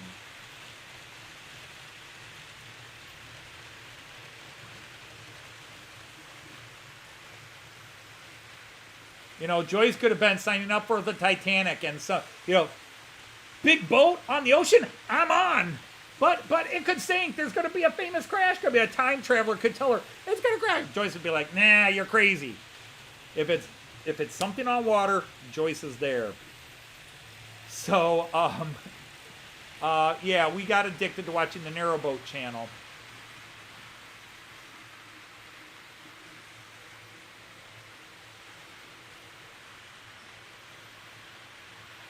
Oh, Efo, you're awesome. Hey, George is here. Hi, George.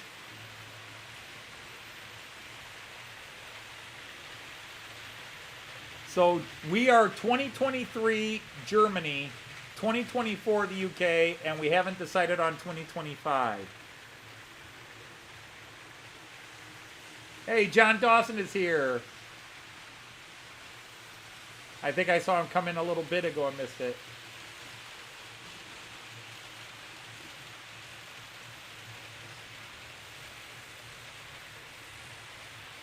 Yes, Leslie. I know John can tell you more, but our experiences with Pearson in June were horrible. And yes, it's only getting worse. But the problem is, anytime you talk about people turn it into politics and blaming one party or the other, and so it's just better Yes, Pearson Airport is really bad right now. Toronto is really bad to fly into and out of. So hopefully it'll be straightened out by next June. So Joyce and I can fly out of Windsor to Pearson to Germany. Otherwise, we're going to have to go Detroit to somewhere. Actually, we know we'd go to Frankfurt. Wherever we go, we'd go to Frankfurt. I suppose we could fly out of Cleveland, but the thing is, for us, flying out of Windsor is the best. Hello, hello, hello. I just saw a camera flicker. Who's flickering? How dare you flicker?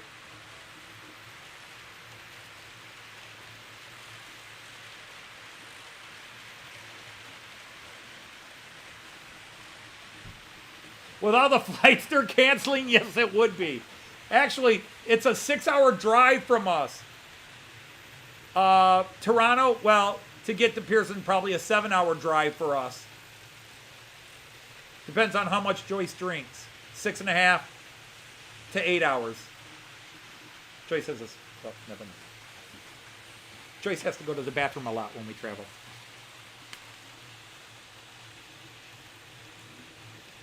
Well, yeah, Leslie, that's understandable.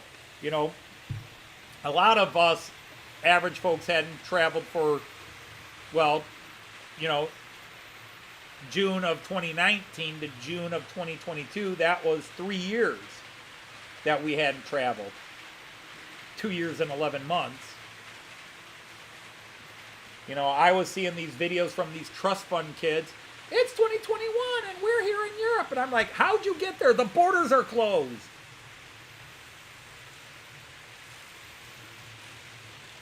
You know, Germany had closed borders and there's these Americans. We're here in Germany for the next 3 weeks. How the did you get in Germany? They canceled my flight and wouldn't let me come in.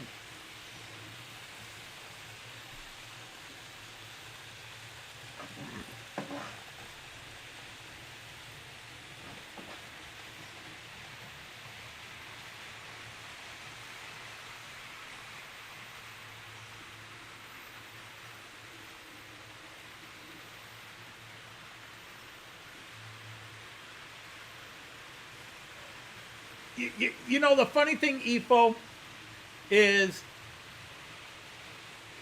I've only been to Amsterdam and Groningen in the Netherlands. I personally would love to do a tour of the World War I battlefields. An entire trip of just the World War I battlefields. I don't know if that would be if Joyce would find that overload.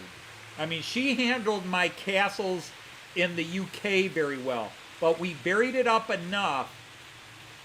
We buried it up enough that it wasn't castles, castles, castles. Although by the time we hit York, she was castled out.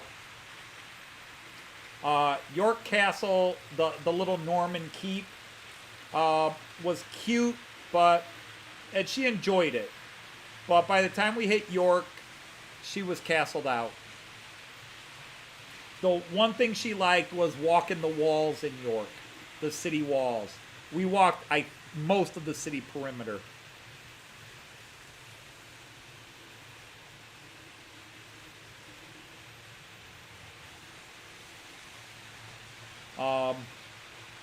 But I personally would love to do a tour of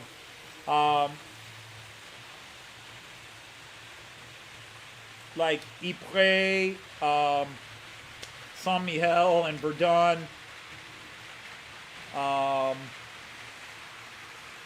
Several of those.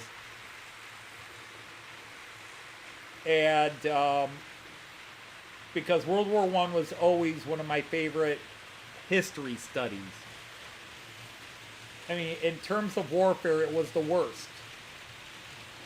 You had these archaic generals schooled in Napoleonic warfare while the troops were fighting with machine guns and the most massive cannons history had ever seen up to that point.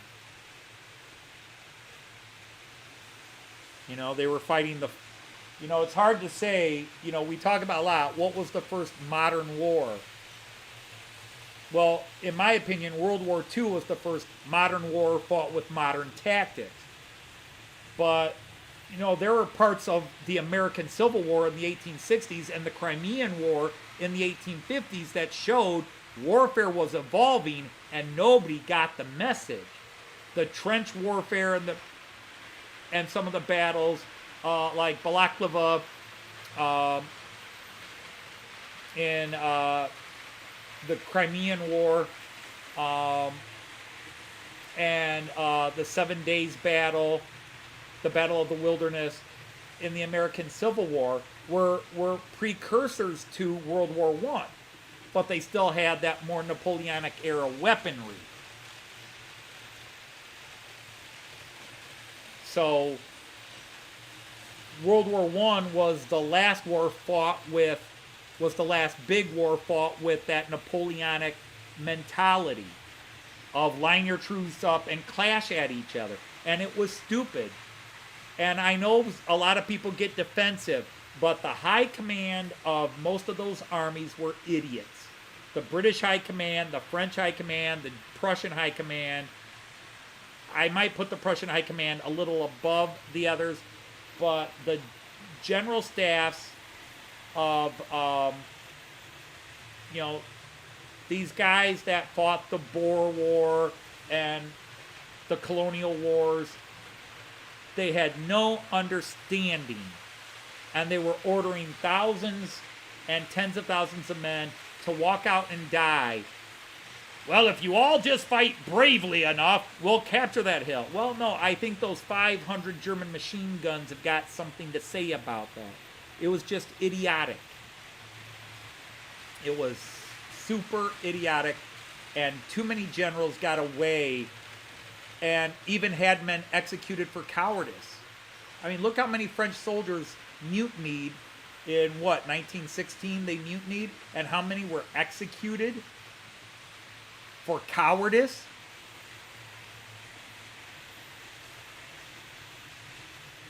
For refusing to go over the top one more time after going over the top how many times in those ridiculous no man lands field death traps?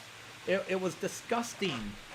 The mindset of especially those nobly appointed generals that were generals because they were nobles.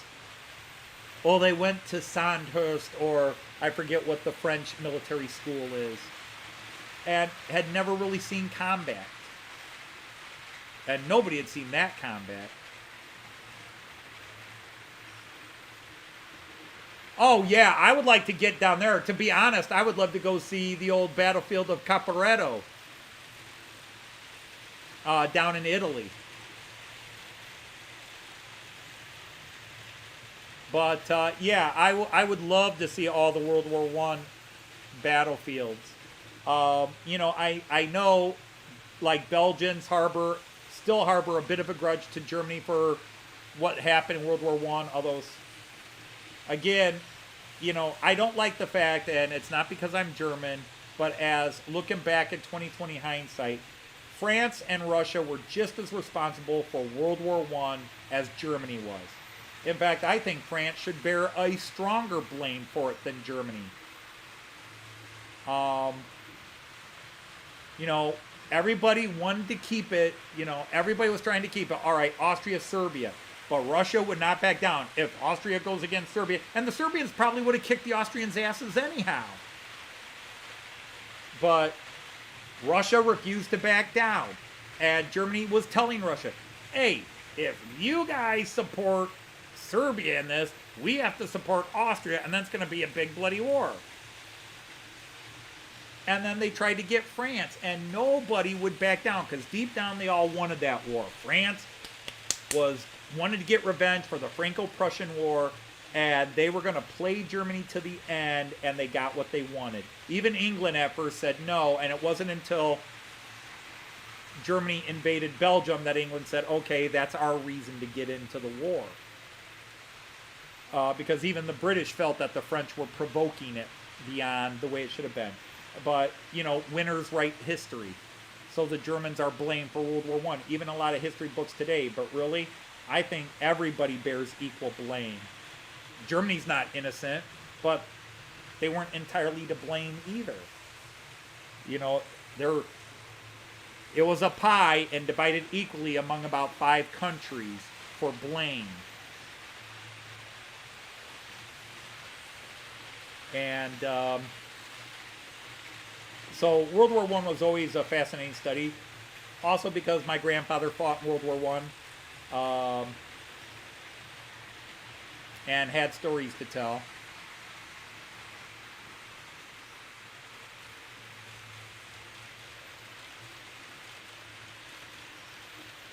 Oh, that sounds cool, Efo. Hey, Mark, how are you?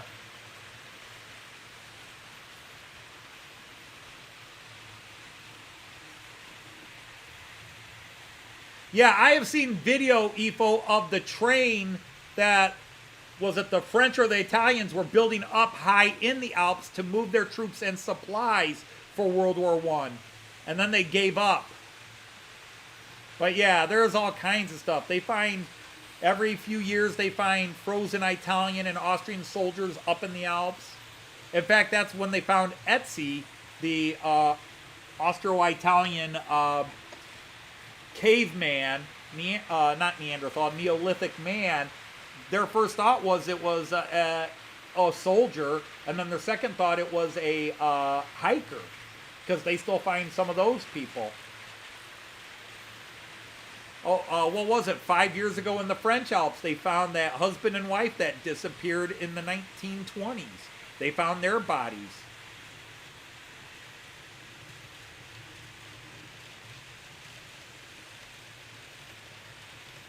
That's one of the crazy, freaky things they talk about Mount Everest is, you know, it's such an impossible climb to begin with, but the people that are going to do the climb on Mount Everest, because people die every year, is they leave a lot of the bodies there. They can't rescue those people. So they talk about the man with the green boot because he fell off of something and he's stuck there because you can't go get him. So his body is just there rotting away, his skeleton and everything. There's this person there, that person there, this woman. They finally were able to go get this one woman mountain climber's body out because they had a warm area and it thawed, and they were able to get over there and get it. The Sherpas and their rescue teams are up there constantly pulling dead bodies out.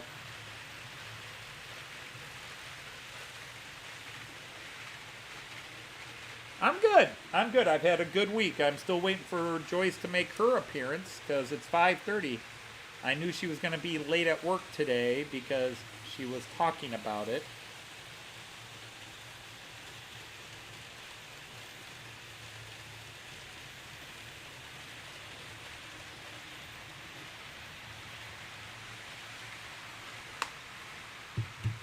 Um, but yeah, World War One was my last really big love affair, and I hate to talk about it as love because it was so horrible. You're talking about millions of people's deaths, civilians and soldiers, but it was my last huge military. And then I moved into medieval warfare, and that's where I'm still at. I just, right before I went to the UK, I had finished studying. I hate to call it medieval warfare because it wasn't the medieval period, but the War of the Wars of the Roses. Studying, reading several books on that because I'd always been interested in it, and I played games about it, board games. There's this game called Kingmaker that plays the political aspects of the Wars of the Roses. I've still got it somewhere over here. It's an old Avalon Hill game, and I actually, my nieces and nephews when they were young actually would play it with me. They loved it. Off with his head! I've captured Richard of York. Off with his head!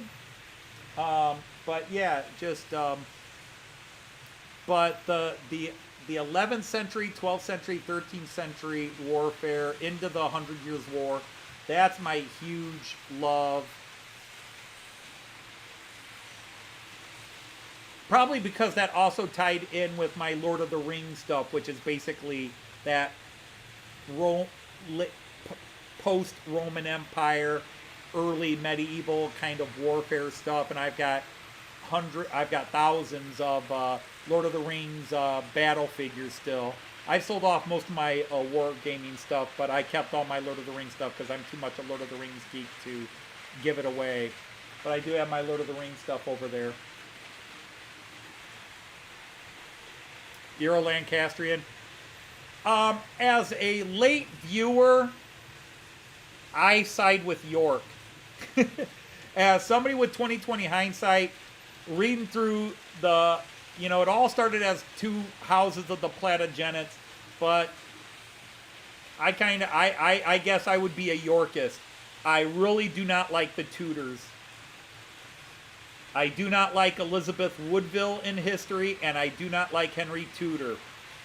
And I know, that horrible Richard III and the story of the two princes.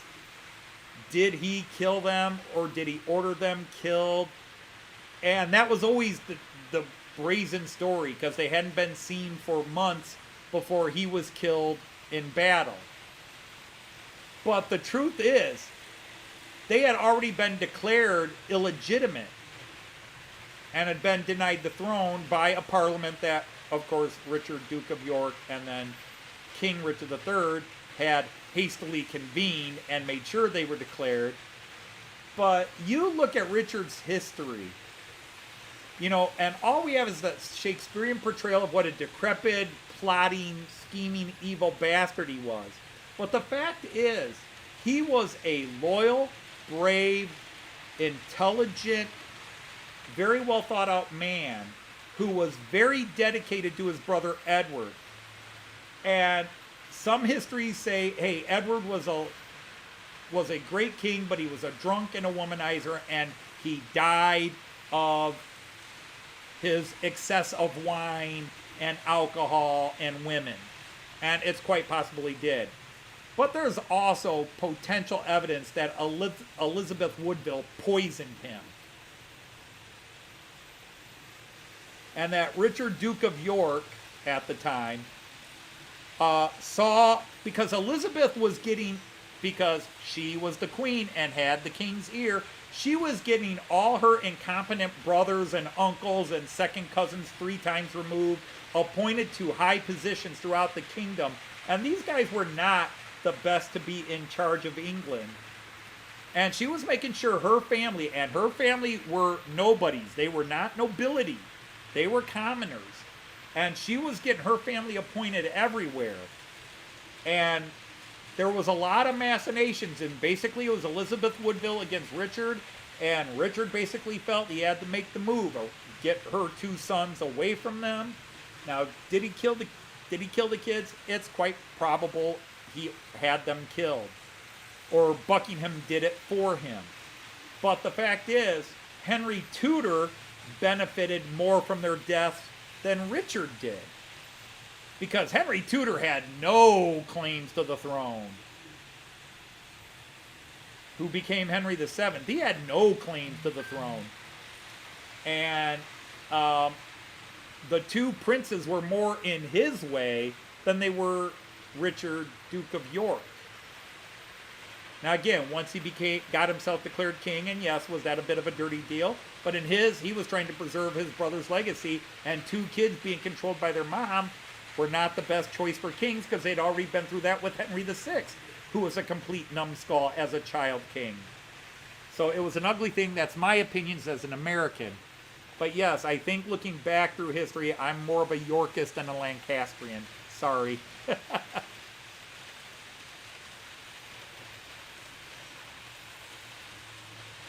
Yeah, and Kiwi Dave, I know they did the movies down there, and as a Tolkien fan, I gotta say this, I hate the movies. I liked the first one, but was already going, oh boy, there are some things they're changing here, but I kind of liked the first one. It was eye candy. If you love Tolkien and you read the books once or twice when you were a teenager and you saw the movies when you were 30, you're like, this is just like the books. Visually, they nailed Middle-earth. Character-wise and plot-wise, it's like they never read the damn books. And I know people go, oh, the movies are never like the books. No, these were so far from the books. The Tolkien family demanded their dad's name be taken off of the movies. Because originally Peter Jackson was doing Tolkien's Lord of the Rings. And when they saw a rough cut and saw the plot and the script, they said, no, that's not our dad's book. Get our name. They wanted to rescind the contract, but they couldn't. They did not like what Peter Jackson did at all with their dad's work. They were very unhappy. Even with the additional wealth they got from it, they despised the movies. And I'm not a fan, especially the second and third movies were so god-awful. They were nothing like the books. I know everybody who's a fan of something says, the movies are never good. No, they really raped the books. They completely changed everything. They totally destroyed everything. You know, it's not, oh, they didn't add this character. It's what they did with characters. You got Aragorn is a whiny little bitch throughout much of the, well, I don't know if I can be king. I don't know if this is going to happen. Aragorn is not like that in the books. Aragorn is arrogant. Aragorn's like, I don't know if we're going to win or lose, but if I win, I'm king, and I am the bloodline king, and everybody better get the out of my way. I'm going to be king. And then they turn Boromir, who's a complete douchebag in the books, they turn him into a sympathetic character. Even when Boromir dies, I loved you, Aragorn. I would have followed you, my brother, my king, my, you know. No, when Boromir dies, he flips off Aragorn. Boromir was a rival. Boromir wanted to be king of Gondor. And Aragorn was his rival for the throne. Even though Boromir technically wasn't king, Boromir was quoted in the book in his childhood going, Dad, there hasn't been a king in Gondor for 1,000 years. Why don't we just call ourselves kings? We rule like kings. Why can't we be the king? And when Boromir dies in the book, he looks at Aragorn and says, go to my city and save my people. He doesn't say this brotherhood stuff. He's still refusing to acknowledge that Aragorn is the heir, because he is a literary character we call a foil. He is the opposite of Aragorn. He's a tank brain, fight, no knowledge, no education, where Aragorn's an academic and a warrior. But there you go. But yes, see, I'm a Lord of the Rings geek. All my geekhood, Lord of the Rings is number one. Beatles and Lord of the Rings. So there, you just got more than you ever wanted to hear. But yes, going to New Zealand and seeing where they film some of it would be cool, because New Zealand's just a beautiful country. Yeah, for sure. Okay, well, Joyce is here. Beep, beep, beep, beep, beep, beep. Your day was bad? Oh, just so much to do. Yeah, I know you had a lot to do. Oh, so much to do, so much to do. Just do. So much to do, so much to do. Yeah. Well, anyhow, there's your chat. People are saying hi to you already. Oh, Leslie is leaving. I'm sorry, Leslie. Goodbye. Yeah, I was leaving. I need a microphone. I need to talk. Oh, yeah, you might want the microphone, too. How's that? Here, have a microphone. Nobody's going to hear me. There's a microphone. That's right. Oh, that's swell. So, yeah, hi, Damien, and hi, Oh, yeah, cough and start. Kiwi. There's water there if you want to drink. Hi, Andy. Hi, Eiffel. Hi, Steve. Hi, Joseph. Hi, Jean. Oh, nice to see y'all, too. And, let's get busy. Hit that like button, please. And, yeah, I hustled home. I just... I ran home almost, so... Yeah. No, Jean Ricard, remember, you don't think she's real, remember? We could be... You've never met us, so we might be imaginary. We might not be real. Oh, my goodness. I had to break his heart and Randall. tell him Toy Story's not real, that toys don't really come to life. By the way, he posted another video Okay. suggesting we might like it because, well, he's running those Carlsberg beer. But he also had a Tuborg. I've never had Tuborg. Tuborg. Oh, are you sure? That sounds familiar. Oh, sugar. Oh my God, you've been saying that a lot. You need to come I up with a know. different cuss A word or different one whatever. than sugar. Oh, sugar. No, you just keep going, oh, sugar, instead of saying Yeah. obviously. Well, and obviously because of your kid, you want to say sugar instead of, yeah, at your level. Oh, Every now and then yeah. I could get in trouble at my level for dropping that word in class, but we all said it by that time. Speaking of which, Oh, Mike Jewell was at the park today. They live in Cleveland now. Well, outside of Cleveland, Avon. really? Yeah, but they were Okay. in town visiting the grandchild and brought the Gotcha. grandchild So you saw Mike Jewell. to the All park. right. So Yeah. Mike Jewell and I had a long talk, and Kyan Good. enjoyed running around. Things in the middle. Oh, She is over what dreams are made of: sugar and spice and everything nice and puppy dog tails. Although that we don't want to talk about that. That's a genetic condition. so anyway, yeah, I'll just work everything. But oh, hooray, we have a 3-day weekend. Although when we get back, those 4-day weekends really drag. Like, how is it only Tuesday? It's Thursday. Why isn't it Friday? So what? No, you didn't see me gesture. You go, we have a 3-day weekend. I was like, you Yay! have a 3-day That's weekend. true. I have a Every day is a 3-day. weekend for me. You got that right. I have a 3-day weekend, but I'm glad, and I'm going to rest up because I'm Hey, tired, Ian from tired, Lehigh, tired. how are you? Hi, Ian. Ah, Yeah, Damien, I think that's a brilliant way to put it. It's the English countryside mixed with the Swiss Alps. I think that's a great way to express it. Just Okay. what we see in movies Sure. or videos and pictures, not TV or, movies, but Right. documentary movies. right. We love geography. Joyce and I We love do. geography. Oh, I just love to see different places, and there's commonalities between so many, but then they're all unique in their own way, and it's just beautiful. I love seeing the English countryside, the English cities, the architecture. The United Kingdom, because we got the Wales and we had Scotland in there too, and it was just super beautiful. There were just so many lovely things. Yeah, you have a permanent weekend too, Yes. which is nice. Every day's a weekend for me, Mick. This week is where retirement has really started. Yeah, I'm retired. Yeah, Yep, you I'm took retired. your bike ride. I haven't developed my full routine, but I'm beginning to develop my retirement Right. routine. Hey, you rode your bike this morning. Yeah, I again. do go Yeah. out on a bike ride. Yeah, that's nice. And I came Very back and pleasant. watched He got Kyan. up with me. And then Kyan left at around a little before 1. And then I Right. came down here and cleaned all the trim out Good. of that hole. Oh, I see. Set It up looks the trains. nice. Yeah. Yeah. But I think I That's nice. damaged or got something going with Oh. the rail jet. Yikes. It's running nicely, Okay. but the lights are not going on, and the tail lights on You move your things out of the way. Well, I did, but I don't know why. They're just not working. Maybe they'll pop back Okay. on, but yeah, And you cleaned your the track. lights, including That's not the bad. lights on the control cab, are not working. I would assume every day seems like a Saturday when you retire. At least for teachers, Sunday has an additional stress because now you got everything ready and you don't sleep very well.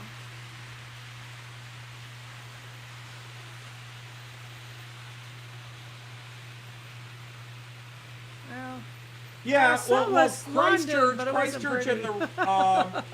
the because you got the North Island and the South Island, and then I'm trying. There's Kingston, Christchurch, and some of the other towns. I'm very good with my geography. I could probably sit down and hand draw a pretty decent map of New Zealand, but the settlers started coming in late 1700s, and then I think the big boom was in the later 1800s when the population really started to grow there. So your architecture is going to be kind of old English, post-Renaissance, Age of Enlightenment architecture into modern. That's the thing, like with the UK and Germany, and obviously Belgium, Netherlands, Denmark too, where here's a building that was built in the 6th century next to a building that was built in the 10th century, and then here's a 21st century building. I like the preservation laws in a lot of countries where when you build in certain areas, you have to maintain the architectural integrity of that area. I do like those laws. Well, you just lost it. Did you accidentally hit forward or back? Oh, that sounds super cool. Figures I lost it. Well, there is a way to go forward. There we go. That sounds super cool. Oh yeah, what's Norway and all that kind of stuff. Our Viking hasn't been in the last couple of feeds. Stefan, yeah. Our Norwegian. This train trip brings travelers on an adventure to catch the Northern Lights. And it starts in Norway. Starts in Norway.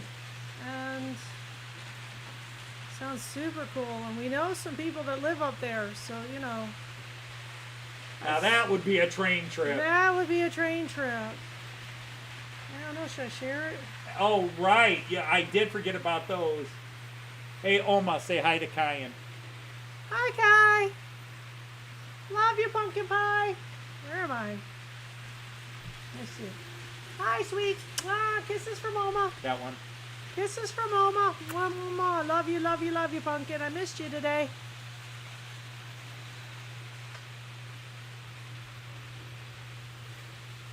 Share now. Yeah, and that's true. And yes, Jean Ricard, a Scandinavian trip is... It would be super cool. We have Denmark, Norway, Sweden, and even Finland on our travel list. We want to go there. You sure wouldn't know how to talk to anybody, though.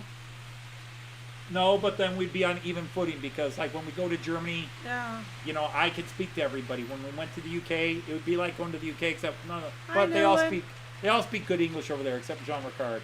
No, I'm sorry. Sean does well.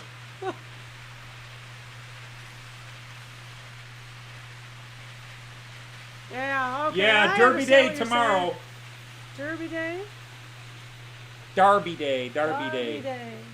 Liverpool, Everton. Gotcha. Okay, now I'm with you. Derby Day I've heard of. Yeah, Derby I'm feeling really bad because I finally bought an actual jersey, new modern Liverpool jersey, before this season started. I bought it from the Liverpool shop at Anfield. Right. I mean, this is an Anfield jersey. I bought this at Anfield. Yeah. I bought it from the Cup. Yep. And so Liverpool has started off playing like crap. Forget that 9-0 versus Bournemouth. They played like crap their first 3 games. Then they exploded 9-0 against Bournemouth. And then they looked like crap against Newcastle. We got lucky. Because Klopp keeps signing forwards and he keeps ignoring that we need good backfielders and midfielders. Henderson's old. Robbie has lost a step. Well, Trent Alexander-Arnold needs to be moved either to central midfield or forward because he doesn't seem to understand he's supposed to be a swing defender. He's a wing, and he's supposed to also play defense, and he's horrible playing defense. Sean's extending our trip next year.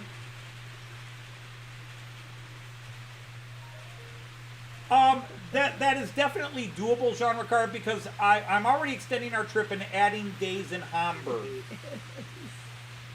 I'm not going to go to Delmenhorst, and I'm going to extend days in Hamburg. So we're going to go from Frankfurt to Hamburg and spend some days in Hamburg. There's no reason, because I want to go up to see Kiel, and I want to see Flensburg.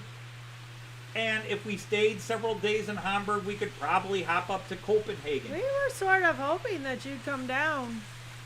But yeah, Jutland, not Copenhagen. We're hoping you'll come down to Hamburg and we'll go to Miniature Wonderland together. Because wouldn't that be fun? Miniature Wonderland together. Sure. Miwula. Miwula, yeah. The cool people know it's Miwula.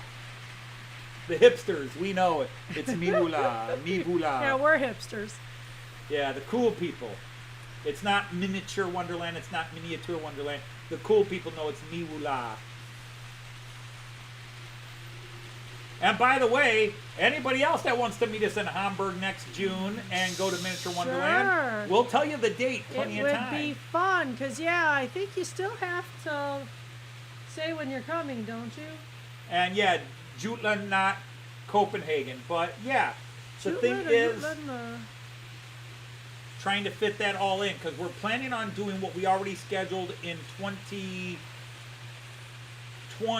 that got canceled and then got postponed in I'm 2021. not really sure about another 4 weeks. So there's no way we could do it. Well, not another 4 weeks. He's just saying add a couple of days I know, and go but up. I'm just saying last year, 4 weeks, we got very tired by the end of that trip. No, you were ready to come home.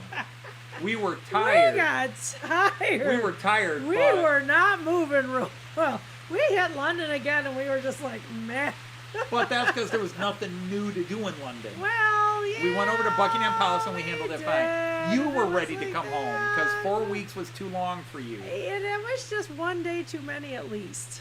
And I'm planning on 4 days. Wait, which Dave You're is still leaving? bad out 4 Hey, weeks. Clive is here. How you doing, Clive? Dave is leaving. Whoever Dave. Oh, bye, Dave. Bye, Dave. Oh, yeah. Okay, Kiwi Dave has to go. Kiwi Dave has to go. Right, that Dave. Well, there are a couple of Daves. Yeah, wow. And he's offered us a place to stay when we go to New Zealand. Oh, this is overwhelming. Yeah, I told him it would be a ways. Wow. Yeah, that can't be too soon. Because I figured we'd just do New Zealand, You don't Australia, have and see Artie, because- and then go up. Yeah, that would make sense.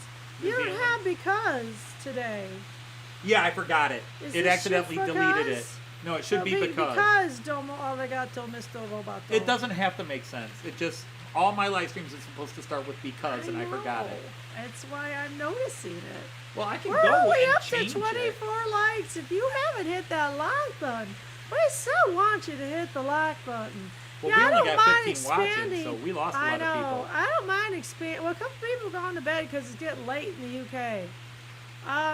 And especially the further west of that. Right. Yeah. Well, the thing is, Joyce and I grew up poor, working class, Yeah. Well, my biggest problem was and my... we didn't travel. Yeah, my mother was sick through most of my formative years. She had a disease called myasthenia gravis, and she had no energy ever. The slightest thing just tired her out, and so we didn't go anywhere. And we, very few trips. When I was almost in high school, she went into remission. So she was doing better, but she still was not crazy, still was not a ball of energy ever. And then we married young and had kids young with the Yeah, idea that which- when we were in our 50s, We grew 'em we would up. be empty Yeah. nesters and we could start traveling. Right. Now, we Liz didn't has foresee. Liz has some good prospects now. Yeah, She was just telling me I've that. already talked. Okay, good. Yeah, so that's good. We we weren't planning on the exchange program that I ran for 13 years or whatever it was. Right. We weren't planning on that happening, which allowed us to go to Germany 13 years yes, in a row. But I'll tell you, it was a controlled. But it wasn't a vacation. It was a vacation, but it was a controlled trip, and it was kind of perfect for us because we were able to learn how to travel. We were able to learn what to do again inside of a controlled, safe environment. With at first our partners were making all the things, and we did everything over here, and eventually we could take it over. And boy, did the travel bug just really.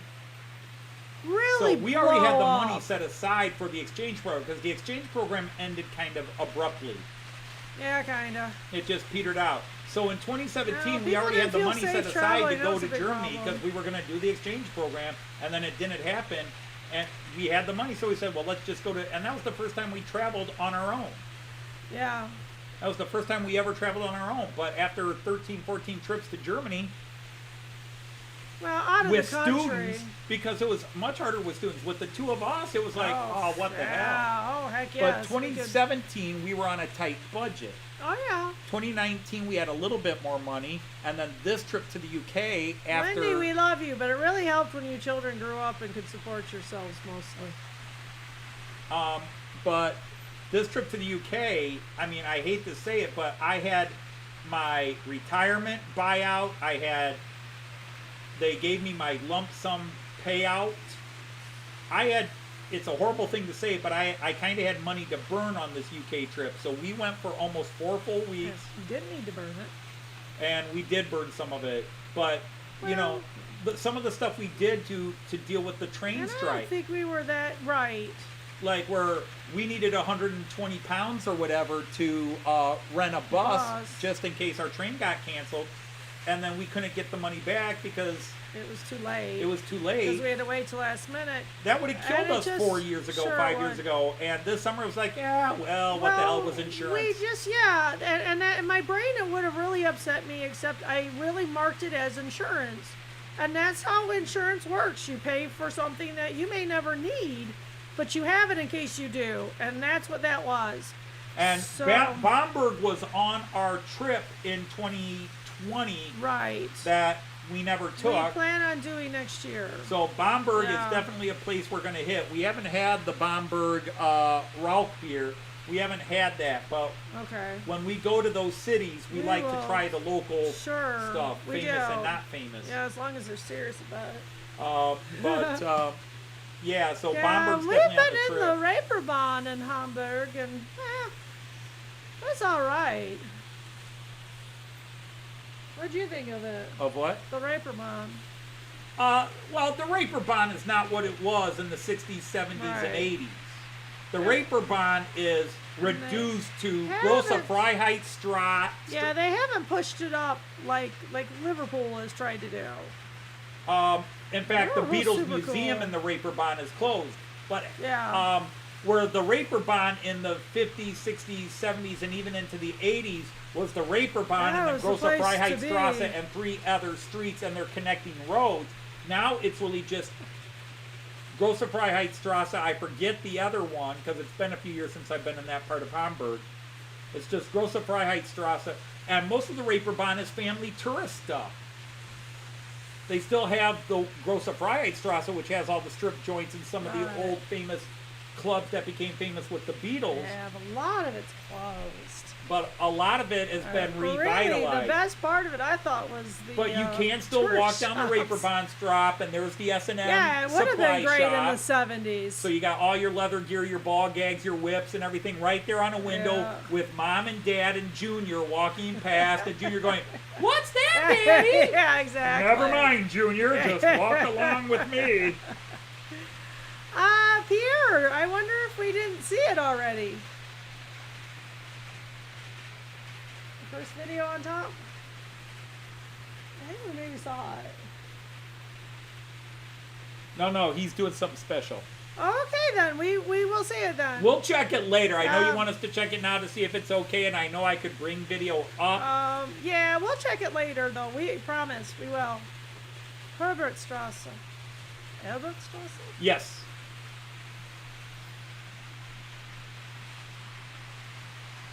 Right. It was uploaded 30 seconds ago. Okay. Yeah, she was thinking. No. He's doing a Chris video. Oh, you are? Yeah. Oh, that's sweet. He said he could work on it, so yeah. Okay. I know he wants immediate feedback. He's an artist. He wants immediate feedback. Yeah, of course. But we got to do dinner, so we got to start shutting this down soon anyhow. And we've lost so many people. I don't know what my top total was. All right, we definitely will look at it when we're done here, Pierre. And if the rest of you want to go check it out. Hey, Roy's here. So Roy keeps coming in as we're going to check it out. But he's on the West Coast. Yeah, he's on the West Coast, if I remember correctly, San Diego area, or was. Okay, yeah, we will definitely look at it when we get off. Oh, you have to take it down tonight? Yeah, well, I will. I know how to steal. Yeah, he does. Video on YouTube. Before you take it down. So don't take it down before 7 Eastern time. Okay?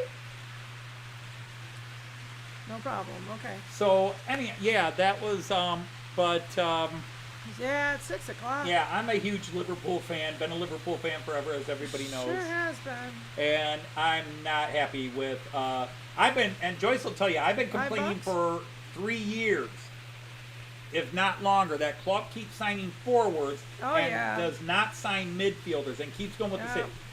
Look, I love these guys. But Milner is way past it. He needs to retire. Robo has lost a huge step, and he is not the player he was just 2 years ago. TAA is so out of control, he's not doing half his job.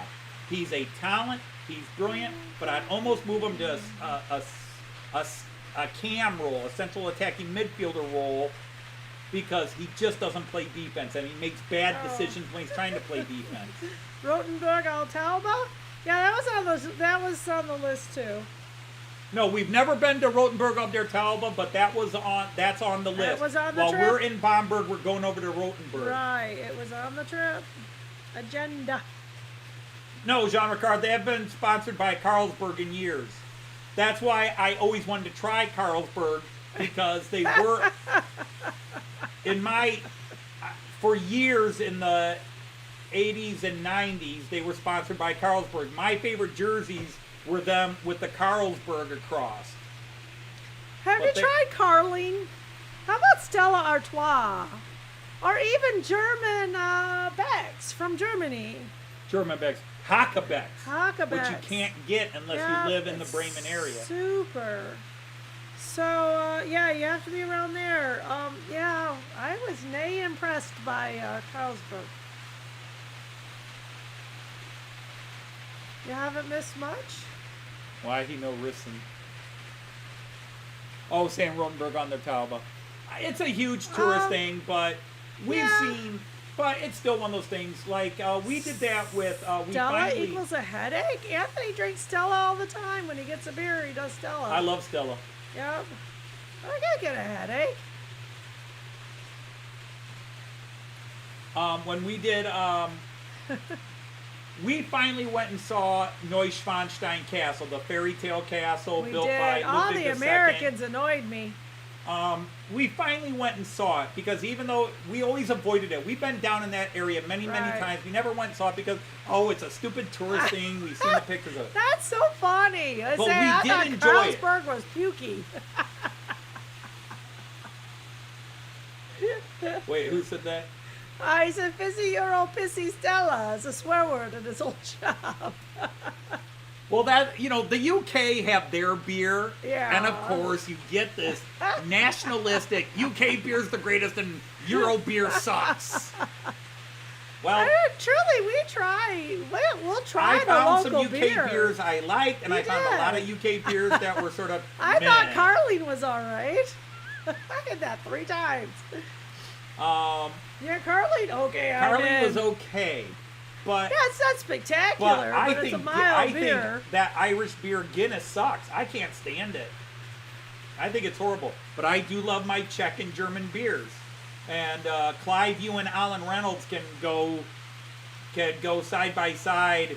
Oh, German beer's piss. Euro beer is piss. All that carbonated, I'm not into.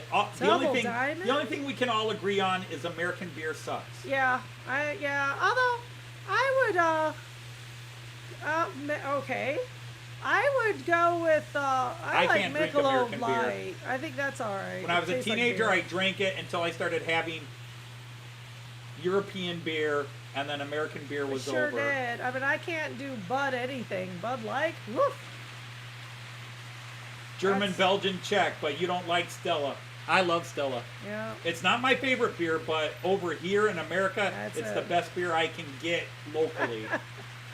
Yeah, right. Well. It's not my. Okay, so I apologize that I painted you into a hole. Yeah, indeed. And don't take it personally. It's okay. Anybody can like whatever beer they want to. But American beer Lager is not a true beer. Here we go. Yeah. Lager, Pilsner, ale, whatever. My brother does all the craft beer. That's his thing.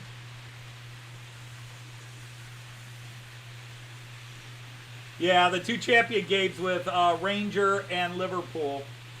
Yeah, we have Peacock now, and they've been carrying the Liverpool games that Yeah. are Yeah, I'm able to Fox watch networks all aren't. Liverpool games. So we're pretty good.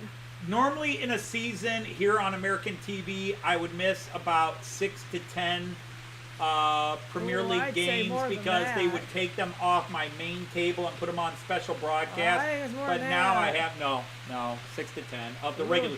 Some of the European Champion League games I would miss, and some of the British League, Curacao Cup or whatever they Yeah. call all the different Yeah. football league games. Right. I would miss those games a lot Right. because we don't have a Sky. Way up to 27. Well, You we got- asking too much to get up to 30? Probably not from 17 people, but you I never like- know. Maybe they have. I'm not a big beer drinker, but when I travel, I do drink more beer than I do here in America. We a lot drink more beer. Beer in Europe sometimes because it's cheaper than pop. Yeah, and I get You sick get of pop, more. and beer is healthier than pop. Yeah. Beer is healthier than pop. But I do All love right. the Czech beers. I love the See German ya, beers. Joseph.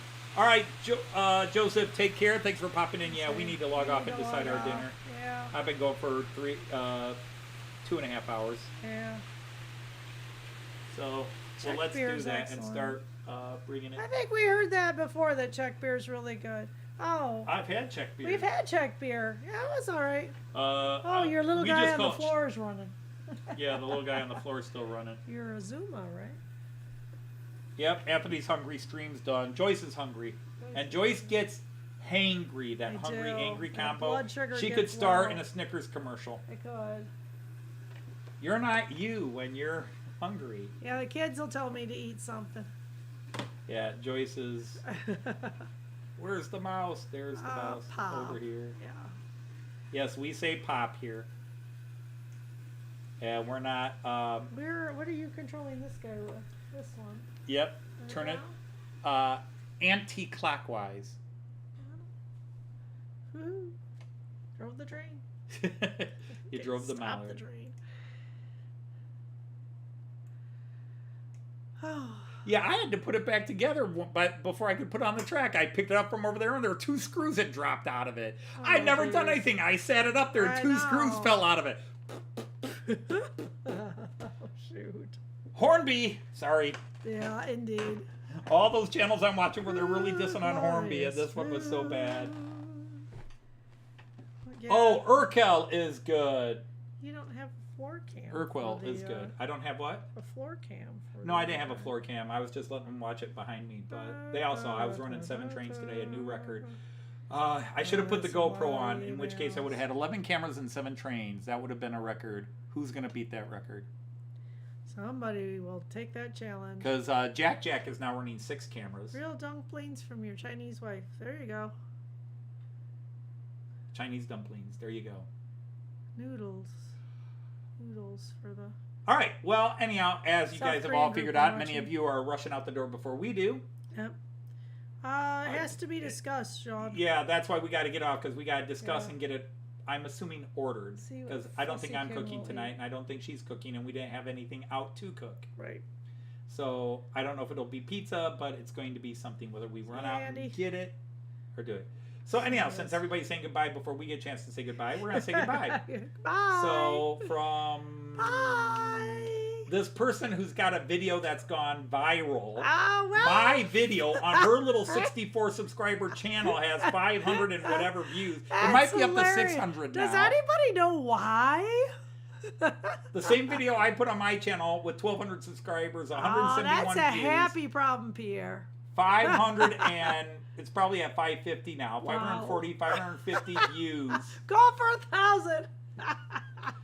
of the same video on her little 64 subscriber Yeah, channel. that's hilarious. Did it get shared? I have no idea. And she's not even getting Nobody's comments from fessed up strangers. to it, huh? Yeah, nobody's fessed up to it. Yeah, I keep waiting for your students to come in. Mrs. Dodge, we saw Yeah, your nobody video. has said that.